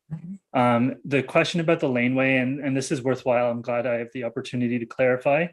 It is true that both properties currently encroach. So if the point I had made was, if you look at the rear property line, the legal rear property line of the property on the east side of the laneway, that 6 meter difference provides a separation from where we're showing the building wall that would not be otherwise offered if you have back-to-back lot lines, which is what the R4UD is written for. Mechanicsville is unique in having rear laneways, and Hintonburg as well, relative to many areas of the city. So we're recognizing that, again, the fence will be provided at our property line, and we're showing trees in the rear yard, which provide some transition. There are trees in the laneway, which we're retaining, which provide separation. And additionally, the neighbor's fence that currently exists in the laneway is not up to our purview what happens to it, but again, we're putting a fence on our side. All this to say that the transition is facilitated. I could show you later on if requested. The way we've located the windows are actually directly facing the trees we're proposing, which upon full growth of the trees will ideally reduce overlook to the maximum amount. I already made the point about how if part of the need for a rear yard is amenity space, we exceed the soft landscaping requirement as outlined by the zoning bylaw for the R4UD zone. And therefore, I believe the 15 meter squared shortfall of the rear yard is appropriate, and the 2.5 meter setback reduction is appropriate. Next slide, please. Okay, and then appropriate for the use of the lands. I won't go through all this text. I know you're familiar with the context. So this meets many of the goals of the PPS, including locating good infill on appropriate services, near transit, providing a diversity of housing options. We're proposing 3 2-bedroom units and 7 1-bedroom units. Reduction of parking, again, this also feeds into the appropriateness of the transit investments made by the city. And then landscaping, we're again, this is the current context is basically a parking lot and a single building. And what we're proposing is basically anything that won't be building footprint will be either soft landscaping or permeable pavers, save for the accessory building. And lastly, I'll just talk to the last slide here. Thanks for your patience. So minor in nature, I spoke to the area reduction and the things of that nature. I wanted to point out a couple of positive elements of the public realm. Firstly, these variances don't make any indication or don't burden the public realm with any changes. We're meeting the front and interior side yard setbacks. The building height is well below the the maximum. The maximum is 14.5. The building itself comes in at about 12.1 meters, and the elevator shaft, which would be a permitted projection anyway, is also below the 14.5 threshold. And lastly, what we're reinstating the curb. So you'll see on the front of the property, the curb basically flattens to allow for this parking lot to exist. Upon should the project be approved, the curb will be reinstated, therefore allowing for street parking, or as the MCA has suggested, a loading area in front of the building, and basically removing another access from the street and improving the frontage. So I hope that goes through everything, but again, I'm happy to discuss further. Thank you. This is 10 units, so no longer subject to site plan control? That's correct. And so with respect to the fence along the rear that was mentioned a couple of times, if there were a condition that said you would agree to provide a fence to the satisfaction of the city, would that be acceptable? Yeah, we're comfortable with that. Okay. Members of committee, are you comfortable with such an amendment? Yes. Okay. Members of committee, do you have any follow-up questions?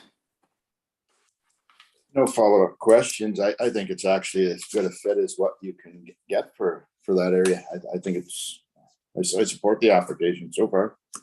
Thank you. Mr. Wilder, anything? Okay, so on approval with the condition as mentioned. Mr. Chair, I'll dissent on this application, please. Thank you. The matter's carried anyways, and it is approved. Good luck with your project. Thank you, Mr. Chair. Take care. Okay, on to 15 and 16, 1044 Secord. And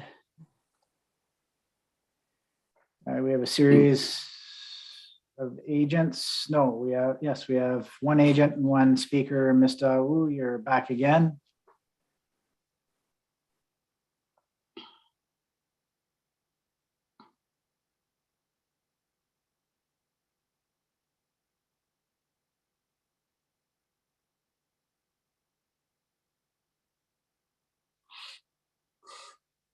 Hi, yes, I'm agent for this application as well. Welcome back. For the record, your name and address. Jessica Dow, address is 41 Rito Ferry Road, Lombardy. And will you be swearing or affirming? Affirming, please. You solemnly affirm that at least 10 days before this hearing, you posted a notice on the subject property that's clearly visible and legible from the street. I affirm. Okay, and we do have speakers on this. So bear with me. And a ton of conditions, even more than it could fit on my sheet of paper. So we're definitely gonna have to go through those. But to confirm, Justin Griff from Planning Services, any concerns or comments you'd like to say before we begin? Thank you, Mr. Chair. No comments or concerns. Thank you, sir. Okay, Ms. Dow, if you wouldn't mind a quick presentation. Sure. The committee coordinators could share the slides.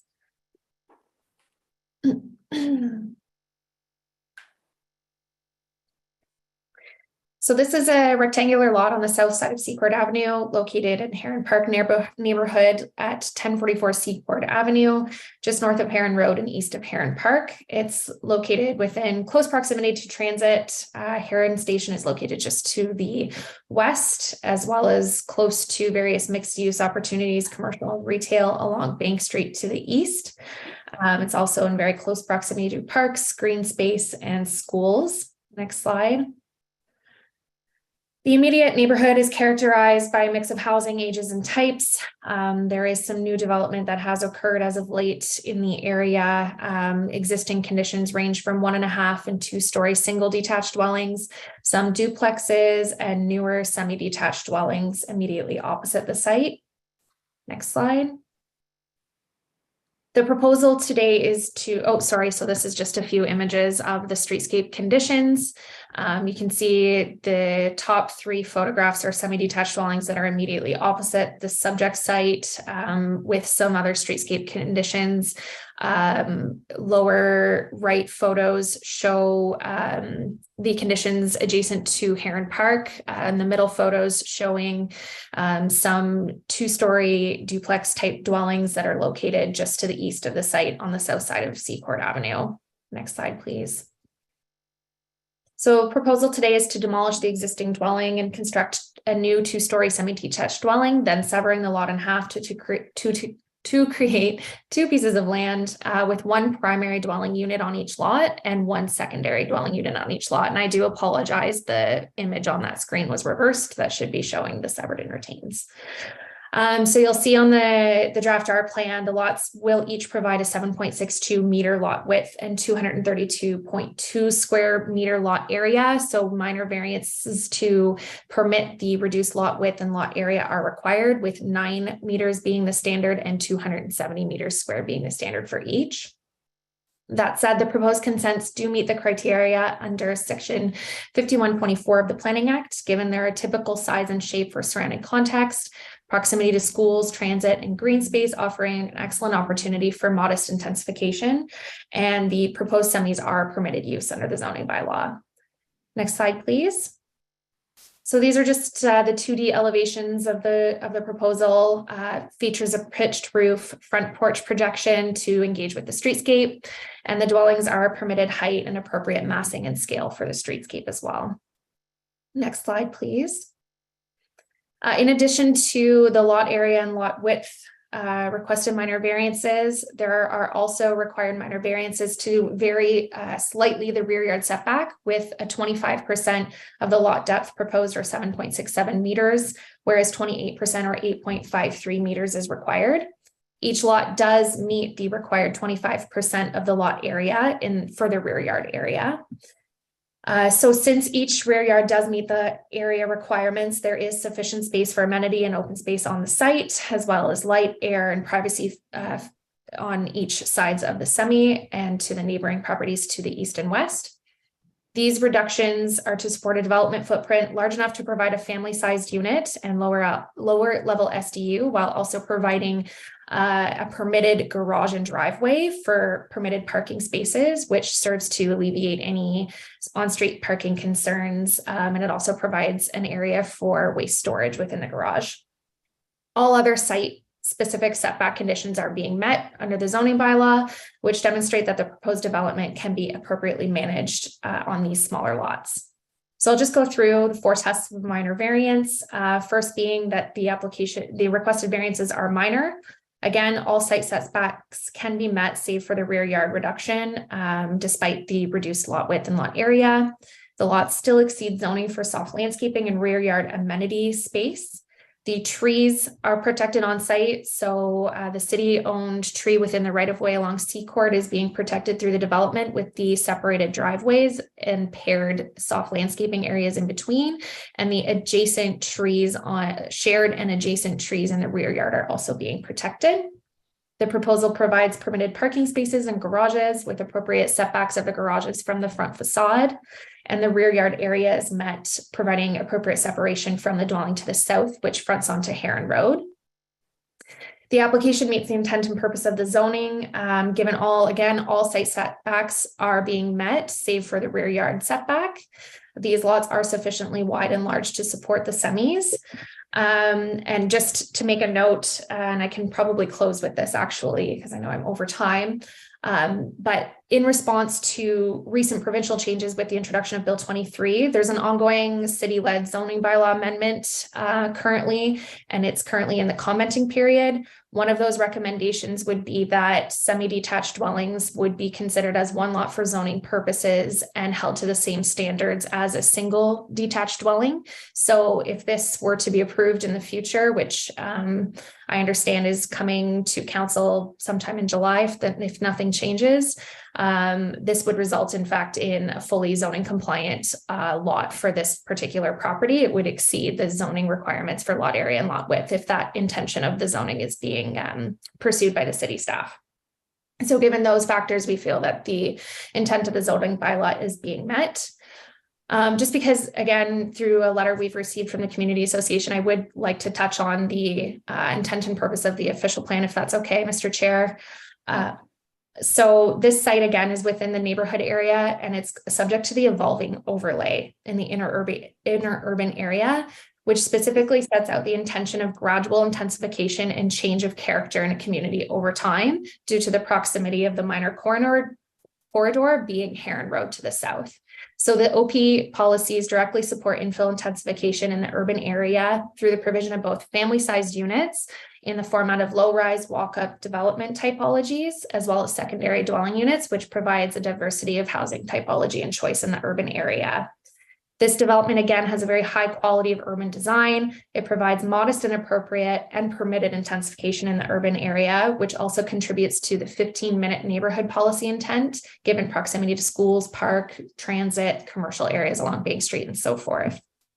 Again, this neighborhood does feature other examples of semi-detached dwellings, as well as older duplex dwellings, therefore demonstrating that the development of a semi in this neighborhood is desirable and appropriate. The buildings are compatible built form and massing with compliant zoning provisions in terms of height and other setbacks other than rear yard. And again, the on-site impacts of the reduced lot width and lot areas are fully mitigated by these zoning provisions being met otherwise. We are of the opinion that this is a form of modest and permitted residential intensification supported by the compatibility criteria of the official plan and represents good land use planning. And I, of course, am available for any questions that may arise. Yes, Mr. Wilder has a comment or question. Thank you, Ms. Doe. You've read the comments, the concerns. I'm familiar with the street. I'm familiar with what's happening in the intensification that's taking place. Multiple semis have replaced the singles. And I appreciate, and for the community members who are listening in, I appreciate the points that they've raised. As it happens, they are correct. I happened to check. And in fact, one of the semis that have been built, we were involved with our committee, is in fact now student housing. What is the intention of your client with this semi? Are they going to live in it themselves, or looking to sell each half, or looking to rent each half? Would you know what their plans are, please? Thank you for your question. Through you, Mr. Chair, my understanding through conversations with the owners of the property is they are seeking to retain each half of the semi and they would rent them. They are looking to create a very high quality development here with the intention being to rent to families in each half of the semi. These are 3-bedroom unit semis intended with vehicle garage. They're intended for families, and the lower level SDUs are limited to 2 bedrooms.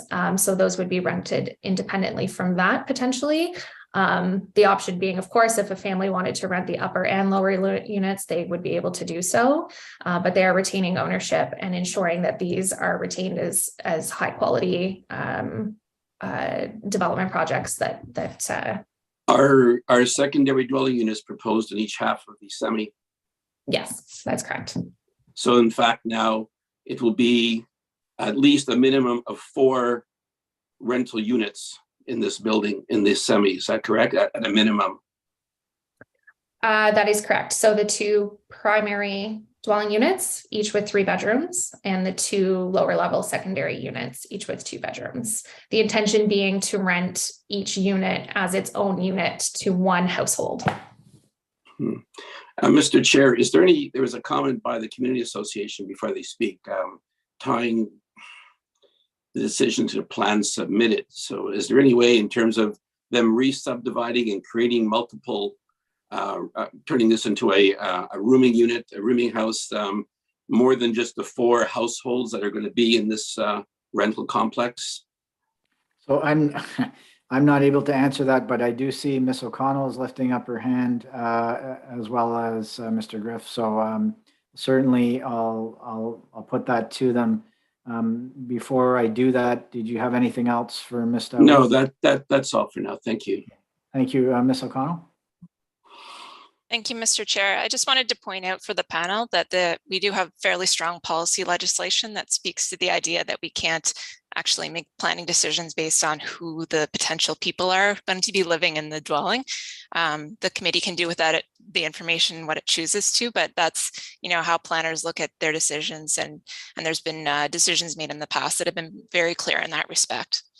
I understand that, Ms. O'Connell. I'm talking not so much about who will be the occupants. I'm talking now about the configuration and, in fact, how many students or otherwise, how many people will be occupying this property in terms of how many units will be for rent. Right now, we're looking at 2 secondary dwelling units and 2 upstairs units. Those 3 bedrooms, will they be subdivided as In fact, this happened to another property on the street, which I can confirm. I happened to do a little research and saw that, in fact, multiple rooms are being occupied now by other individuals, other households.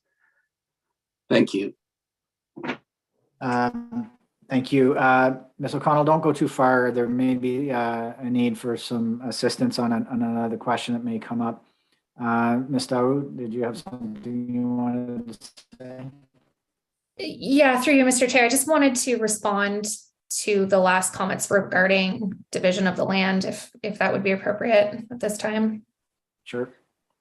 So the intention, of course, is we've submitted an application for consents. So it would be to sever each half of the semi. The layout of the proposed semis is a very typical standard, upper level primary dwelling units, lower level secondary dwelling units.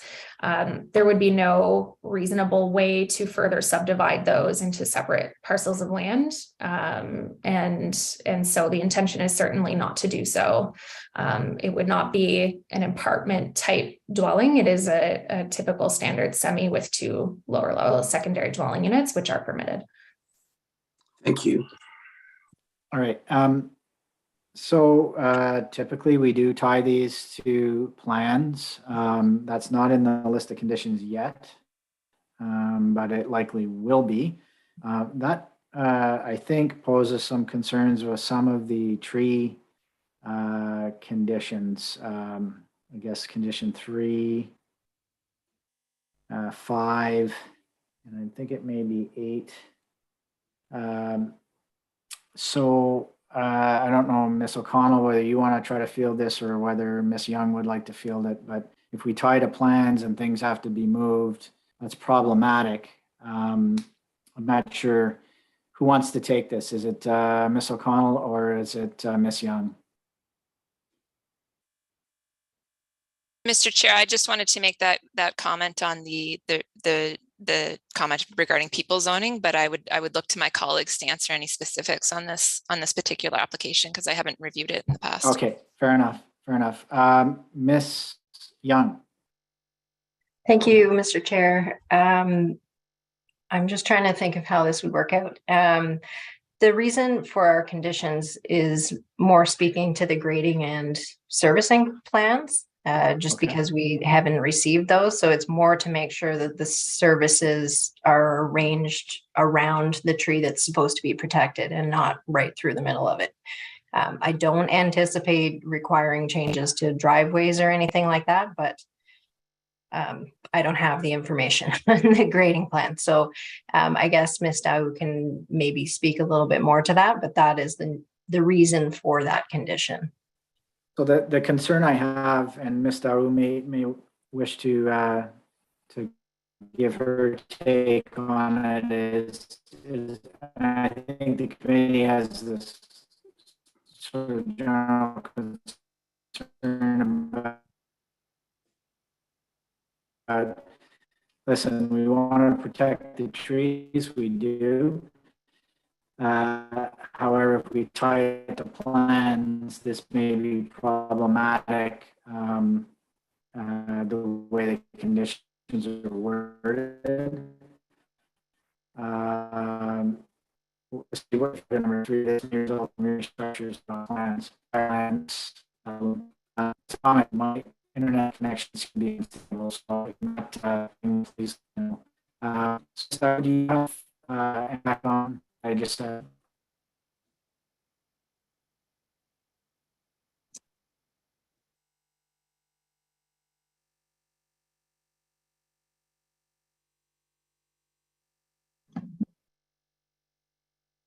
We'll just give him a minute to try to reconnect.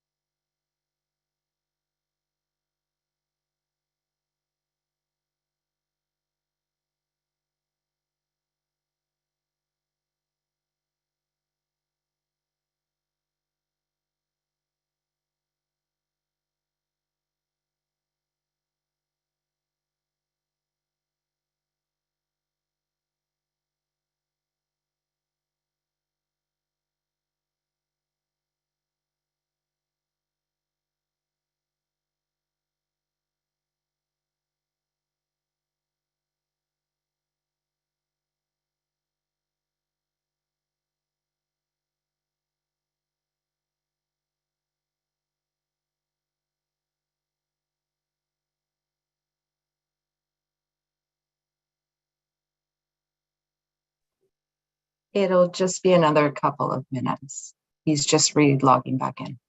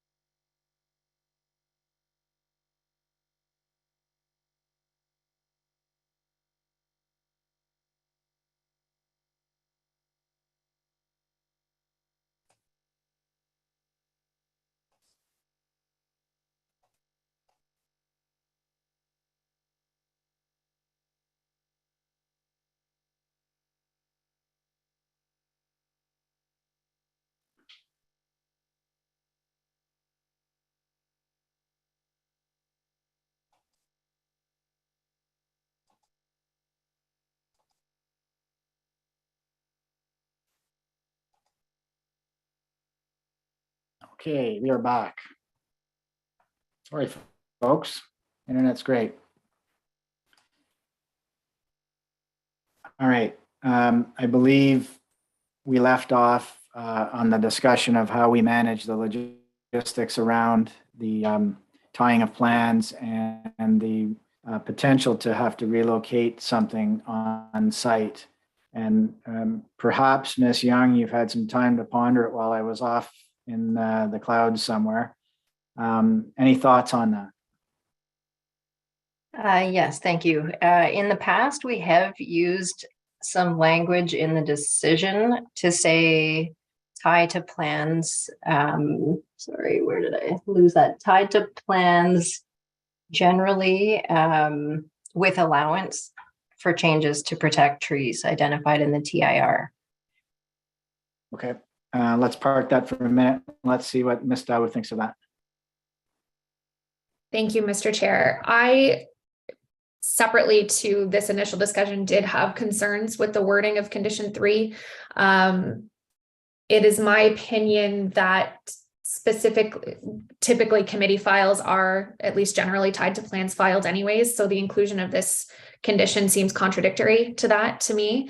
The overall sort of intention that driveways, porches, anything related to building footprint could be modified or request to be modified to staff satisfaction when the design can't really be modified otherwise doesn't seem to make sense in this particular situation. So I would ask that that particular condition be removed. It would be my opinion that the tree protection can be satisfactorily dealt with through the provision of securities, which is being requested, the requirement to adhere to the tree information report, and then the provision of the servicing and grading plan that has to be provided and approved at building permit stage anyways. It's my thought that that can be appropriately dealt with to ensure that the tree is protected. Certainly the intention through development is to make sure that that tree is protected and the services will just go around the critical root zone appropriately once we get to that stage with the servicing plan. So Ms. Young, just how concerned are you? Is this a significant concern of yours or just a general protection type clause? It is something that happens quite often where grading and servicing plans are provided after the committee provides approval and change quite significantly from what is approved in the TIR. and it becomes very difficult at that stage to handle the changes. I think reading through the wording again, I'm wondering if it would make everybody feel better to remove the portion of the comment or the condition that is about the proposed structures, including the driveways, retaining wall projections, because that actually isn't what was intended here. It's really just the grading and servicing pieces that I want to refer to here. I think if we amended the language that way, I think for me, it would give me a bit more comfort, because then we're not, the plans provided here are not the grading plan or the servicing plan. Ms. Daru, any comments? I still would wonder, Mr. Chair, if there's much point to that additional condition. Just if it doesn't specify that they can be moved, would it not just be to the satisfaction of the grading and servicing plan in combination with the TIR and the securities required? There's a requested development agreement as well that the TIR be adhered to. And that the condition, I think it's, sorry, I'm just reading on the fly here, but condition 4 also refers to tree protection for capping of services. So that's dealt with through that. And then the condition 5 addresses the letter of undertaking to ensure that the TIR is sufficiently managed. I just feel like it's captured still in the other conditions. This is a new condition that I haven't seen on other recent files. So I just, it's new for me. Okay. All right. Okay, we'll take that under advisement. There are, and the committee may reserve on this just to have further discussion. So there are so many that it ran off my summary sheet, but I think it's 11 conditions here. 1, cash in lieu. 2, existing dwelling to be removed. 3 is the one we've been talking about, the location of proposed structures. 4, tree protection around critical root zone. Part of the stamping deeds entering into a letter of undertaking, and it speaks to the TIR and securities.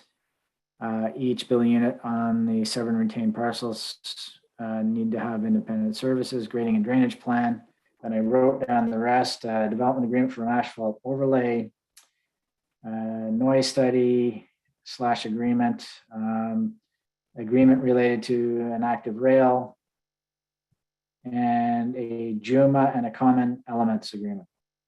Those are them, Ms. Daoud. Do you have any other comments other than the ones we've talked about for critical root zone? The only other comment was just I received some proposed wording. I had some concerns regarding the railway condition, just given the proximity. It seems to be quite far from the rail in this situation. We had some clarity from Mr. Grift on that. He had also proposed some revised wording that would have the opportunity to eliminate a portion of that. And so perhaps I'll leave him to speak to the revised wording of that, of condition 10 specifically, I believe. Okay. Anything else before I bring him in? No, that was everything. Okay, Mr. Griff, please, if you wouldn't mind. Thank you, Mr. Chair. Yeah, apologies on our end. We revised this at the 11th hour, but we essentially added a section at the end of condition 10 that would state if or when the noise attenuation study is done for condition 9, perhaps in that study they could determine whether there is any significant noise impacts based off rail. If not, condition 10 could be satisfied, and that would be up to the discretion of the development review manager of the central branch, and therefore condition 10 would be voided if that attenuation study determined that there is no significant impacts. And Ms. Daou, is that giving you a bit more comfort?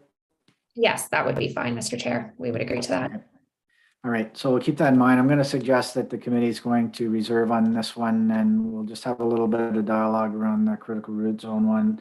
I don't want to tie us up for an hour and a half trying to figure out a condition here, but we'll turn our minds. We've received your feedback and Ms. Young's feedback. We'll just see what we can come up with as we work on this. So we will reserve on this one and discuss it. I see Miss Williams has popped in, so I just want to see if she has anything she'd like to say. Yes, Mr. Chair, I just wanted to point out that conditions cannot be discussed in the closed session. Well, whether they're going to be applied or not will be. Yes, All right. but any changes to the wording, yes. Yeah, fair enough. But we've heard information about a change suggested by Ms. Young.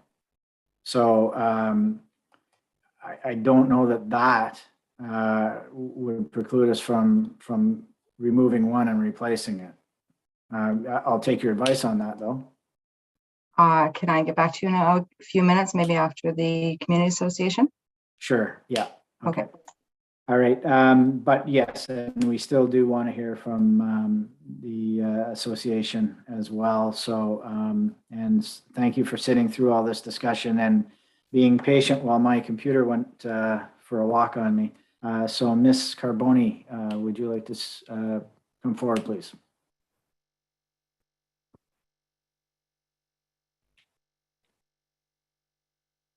Hello, Hello, name and address, please. my name is Susan Carboni and I live at 1026 Gregg Street, Ottawa, Ontario. Oh, there I am. Okay. So we'd like to hear from you. So please, you have 5 minutes to make your presentation. Please proceed. Thank you. So I'm the president, current president of the Heron Park Community Association. And we have quite a bit of experience with this type of application in our community. I submitted a 14-page presentation. You don't have to put it up on screen. I'm not going to be referring specifically to it. But what I do want to say is that we don't feel that this application actually meets the 2 of the 4 tests, and those being, is it in keeping with the intent of the official plan and the zoning bylaw? Basically, this is considered to be, in our view, an overbuild of the site. The lot, as it stands right now, if these variances weren't approved, a semi-detached building wouldn't necessarily be able to be built on that property. It would have to be some other built form. And what's gone on in our community is the Committee of Adjustment has approved similar variances under the expectation of the plans that are submitted. And what's happening is those plans change somewhere along the way, and we end up with fourplexes, basically, because they're main units with secondary dwelling units in a semi-detached dwelling with 4 bedrooms per unit, no garages, no parking, and it causes a higher densification than the lot can maintain. The areas with respect to the side yard setbacks are so minimum that these places have no opportunity to store garbage in the back and then bring it to the front on garbage day, which then causes the tenants to store their refuge on the front yard or the front steps. So our experience is that these applications turn into something that was not intended by the official plan or the zoning bylaw. And it starts with the Committee of Adjustment approving these, what some would consider minor variances, but down the road after the building is built, turn into major problems for our community. With this particular application, we recognize that there's a garage, which Ms. Deus indicated can be used for parking, which is great, and can be used for storage. I guess our concern would be that what if the secondary dwelling unit? Like where and how will that be managed? Because currently, if you can't use that garage for doing that kind of site planning, then the garbage maintenance turns into being stored on the front steps. And what we know that I can't, it's hard to believe. In her presentation, in Ms. Deo's presentation, there was a page that showed pictures of the streetscape. And on the top part of that showed the new semi-detached dwellings that were actually in that, on that street across from this application. And you can notice a stark difference between what they look like and the green space and the width of the lots that are between the other remaining buildings that are on that street. So the other buildings don't have the same problem. And now we're getting this condensed intensification that is overwhelming that particular area, that particular street. So basically, if the committee does go to approve these variances, basically what you're doing is you're allowing a large building on a small lot with very little movement from back to front. And that's what's creating the problems within the community. The other thing is the question with respect to tying the plans that have been submitted to the approval. And in this case, we're very supportive of that because in our experience, plans have changed, and what were 3-bedroom semi-detached with no secondary dwelling unit turned into 4plexes, basically 4 bedrooms per dwelling unit. So we've got 16 unrelated adults living in a 50 by 100 square foot lot that once accommodated perhaps a family of 4. So these are significant changes, and if you didn't approve them, they would have this developer would have to build something within the envelope that was intended for that lot. And by approving variances, you're allowing a bigger envelope, which allows for a bigger bedroom count. And then we get into the problems of what we're seeing with respect to property maintenance, bylaw services, repetitive calls, and basically looking at the official plan, it affects the quality of life of the residents on that street and in the community, because it does impact the broader community. And so in my presentation, I did identify areas in the official plan that need to be considered when making these kinds of applications and also approving them. And I've also identified, put in appendices of the outcomes that we're living with as a result of the committee of official approving these types of recommendations or applications.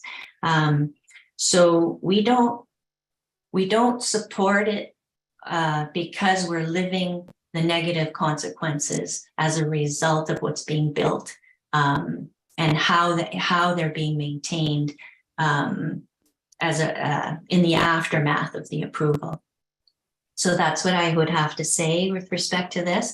And again, if you do decide to move to approve, then we would certainly hope that you would tie the design and the plan to the approval, because that would mitigate at least the number of bedrooms, and it would reduce the number of people living there, and that would reduce and mitigate some of the concerns that we have, some of the neighbors that the neighbors have and that the community has. Thank you. Thank you very much. All right, members of the committee, any comments or questions for the delegation? No. Okay. Ms. Young, come back, please. I have a suggestion, and maybe this will work for you. Okay, hello. Welcome back again. I was wondering if we could, I don't know whether you call it amend or replace, but number 3, if it were to say that the grading and drainage and servicing plans shall be designed and approved based on the least impact to trees and tree cover. And this may require revisions to grading and servicing. Does that achieve Yep. what you're looking for? Yes, it does. Okay, so I'm just taking that wording and massaging it a bit. Yep, that Okay, works for me. All right, and Ms. Daoud, does that work for you? Yeah, thank you, Mr. Chair. Yeah, I think that works for us. We would be amenable to that, to agreeing to that revision. It then allows for the tying to plans without conflict between the servicing. Okay, and we would be adding a condition, so we would amend number 3 as discussed. We would add a condition that it would be tied to plans. Fair enough? We're comfortable with that, yes. Okay, and members of the committee, any opposition to that? Okay, I see a gentleman with his hand up. He's not on the list of speakers. Hello. Hi, my name's Name Shane and Lanigan. address? Yeah, Shane Lanigan. I'm one of the owners of 1044 Secord Avenue. Okay, Okay. and what can we do for you? Okay, so I just wanted to address one thing. I did read the package with the community association, and they seem to have some concern about us getting approval to build these very beautiful semis and turning them into rooming houses. They're mentioning that is the last thing that we want to do. The amount of money, time, and effort that we have put into this project to build good quality housing, and we're looking for good quality tenants. You know, that is not at all what we're looking to do, to put our own investment at risk by turning this into, you know, some sort of poorly managed property. We're looking, like, from start to finish, we've always used very high quality. Everybody involved in this project, it's been A-class. So I just wanted to make that clear that our intention is to build a good quality property here, not to change things or do some cloak and dagger or whatever went on with some other builders in the area, but that's not our intention at all. So Okay. take that with, you know, with what you will, but I did want to mention that because I had read the comments and it just seemed that we had a bit of a disconnect, because that's the concerns the community association have about us changing this. We're talking about 3 bedrooms up and 2 bedrooms down, not 4 bedrooms, 16 bedrooms, anything like that. You know, these are high quality, the finishes that we have spec for this high quality, you know, I think that concern should be, you know, I don't think that's a concern, but anyways, that's my 2 cents. So I just wanted to mention that. Thank you. Thank you. All right. Members of committee, we talked about adding, tying to plans. We talked about replacing or amending, however you want to put it, condition number 3 that ties it to grading and drainage and servicing. And that would be what has to be moved around should it be so required. Seems we have agreement on that. Under those circumstances, committee members, are we okay to vote on this? If I may, Mr. Chair, maybe you said it and I missed it. We also had some changes with the rail line. Did you mention that? There's some changes with the rail line and the noise Yes, study. the change that staff is suggesting to that condition, yes. That Okay, would yeah. be the 4th. I support the development with those changes. Okay. All right. Mr. Wilder, any comments? Sorry. So where are we with the conditions now? There's 9 or 10 conditions there, Chair? So we've added tying to the plans. Right. We have accepted the suggestion proposed by staff on condition 10 about the noise and the rail. On 10, right. And we are amending or replacing 3 so that it's more clear, that meets the intent of what Ms. Young had said, that the intent is to make sure that grading and drainage and servicing is designed in a way that has the least impact on trees and tree cover, and that it may require revisions to grading and drainage and servicing to achieve that. Yeah, I'm just going to say I'll support the application and to Ms. Carbone. Again, you know, in terms of the city policy and the OP, if this were going to appeal, frankly, there wouldn't be much chance in terms of saying no semi, put in a single. The fact is, the zoning permits the semi.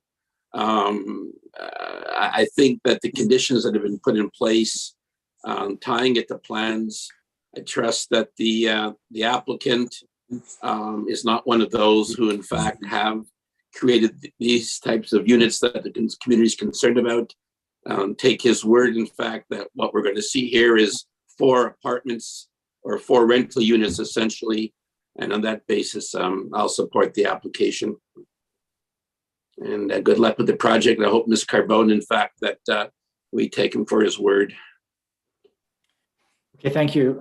So on approval as amended. Thank you. Your application is approved, and thank you to everybody who had input into this.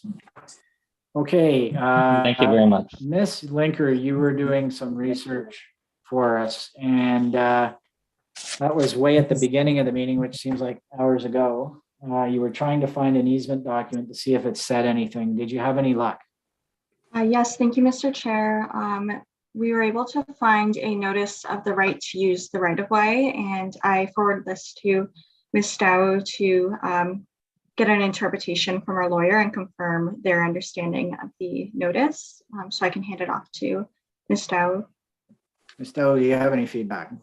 Thank you. Yes. So my client was able to connect with her lawyer just to get some clarification. We did have the same documents on file that Ms. Linker was able to find from City Legal. Her lawyer has confirmed, and if I may just read this directly, that the existing transfer that sets out the easement is from 1987. So it's not as prescriptive as what we may find to expect today.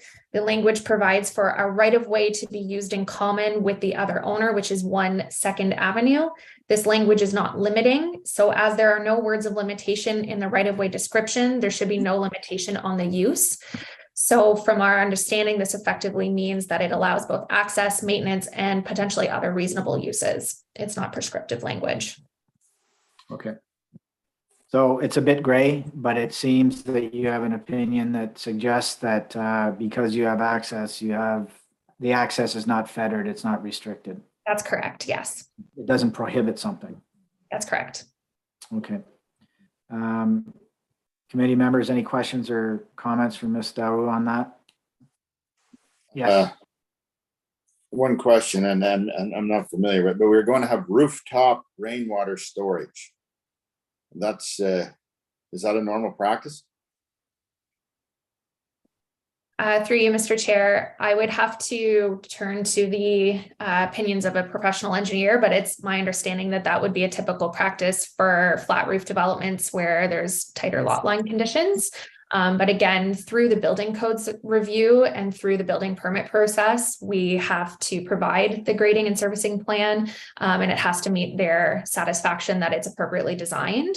But yes, the architect was anticipating there would be no concerns or issues with the rooftop water management. And I believe that conversation has been reflected and mirrored by the engineer who's currently working on that servicing and grading plan. Okay, so we got to trust on our city staff to deal with to make sure that works. The other question I have, this deck that's going along the front, it's going the full length of the front? That's correct, through you, Mr. Chair. The deck does extend the full length of the front yard. It extends so that it can connect from the front to the side of the building and just connects from one end to across where the principal entrance is, and then extends to the side as well. I'd just like to clarify for committee's purposes, I understand the concerns that were raised previously. The proposed deck is 0.6 meters above grade and does not exceed that, and as such is permitted as of right under the zoning bylaw as it currently is in the north limits, the north side yard and within the north front yard. The only portion of the deck that is projecting closer than permitted to the front lot line is at the most southerly corner along the front lot line, just past the south side of the steps that lead to the front entrance. And again, this is just to make sure that there's an accessible path of travel across the entire deck that meets both sides. Otherwise, the deck is permitted under the zoning bylaw, and then the front landscaping requirements are being met in that front 1 meter long buffer across the front yard. I just, if I may also add to that, I think it might just be an appropriate thing to tie in the front proposed portion of the dwelling, the addition that's in the front that's shown. If actually it might be helpful for staff to place this site plan on the screen if possible. But I just wanted to reassure Mr. Weston and the committee that the extent of the addition in that front facade does not extend further than the principal wall, the front principal wall of the neighboring property at 312. So unfortunately, this site plan, actually, if you could go to the additional materials. I'm sorry, I forget what slide it is, but there is a full site plan that's shown, just the next one. Maybe I didn't include it. These are some site photos. You can see how the site layout works. Okay, sorry about that. If you could just go back to the purple one again, thank you. So the front wall of the principal building for 312 Queen Elizabeth driveway is no further setback from the front lot line than the that projection, that addition in the purple shown. So the front of the proposed addition will be in line with that projection and not extend further. So it won't have any impacts on the adjacent viewpoints to the south from that porch. So the porch actually projects further to the lot line when comparing the two properties side by side. So there are no anticipated overlook concerns. Of course, there would be the expectation that each property would enjoy their deck space, their private deck space in the front as well. But there should be no impacts to one another given the proximity of the adjacent building to the front lot line. So I just wanted to provide that additional clarification as well and comfort to both the committee and the adjacent property owner. Thank you. Member Lewis, too, I can say through other work I do in the city that rooftop storage for rainwater is an accepted practice, although it needs to meet building code requirements for weight and what have you. So I can confirm that is acceptable, provided it meets all the engineering requirements. Obviously, it's only going to be done on flat roofs, but yes, it is permitted.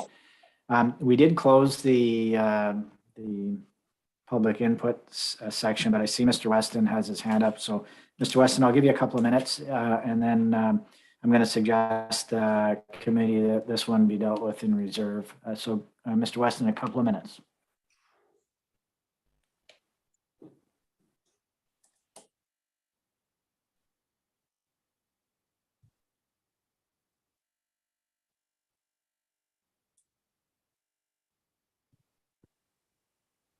Sorry.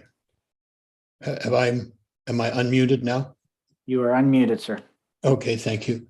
The new information about this stackable garage, I just want the committee, because I don't have pictures to show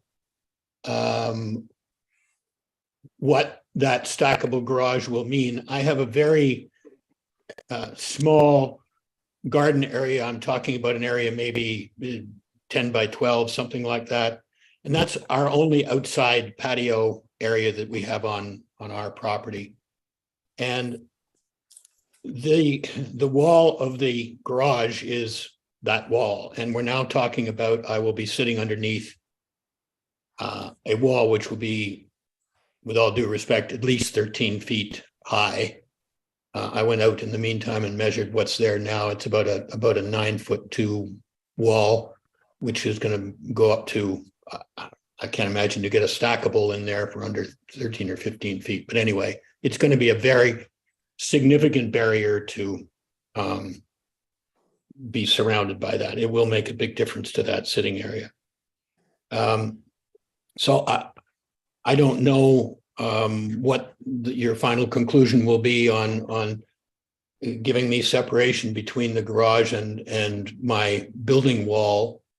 But one thing I would ask you to consider is that if they're putting a stackable garage there, it will need foundations, and those foundations will need to go down, since there is zero clearance now against my foundations. If they're going to put a 13 or 14 foot building attached to my home, this is going to be a major engineering consequences to when we start disturbing 105-year-old foundations. This is a big deal. And so that whole wall along there with the decking all the way over top of it to the back, and the garage that's attached to my wall, and all of that, all of this goes to trying to preserve these places, which are, they're 110 years old, and they've had a lot of tender loving care, and I would hate to see them get into a situation like this. And then after that, I don't know how you possibly can maintain those or have access to them if you're going to have a foundation that's going to be butt up against it. So all of those are things. I'm not an engineer. I don't understand those things, but all of these things have big consequences for us. Thank you. Yeah, and I would encourage you, regardless of what the decision is here, to keep in contact with the building code branch, who can explain to you any decisions that are being made in that regard and assist you if you have concerns. So regardless of what we say or do, that's you should stay in touch with them. So, Mr. Chair, are we reserving on this, and we can go to reserve? Well, okay, 1 minute. Mr. Weston, did you have something to say? You're muted, sir.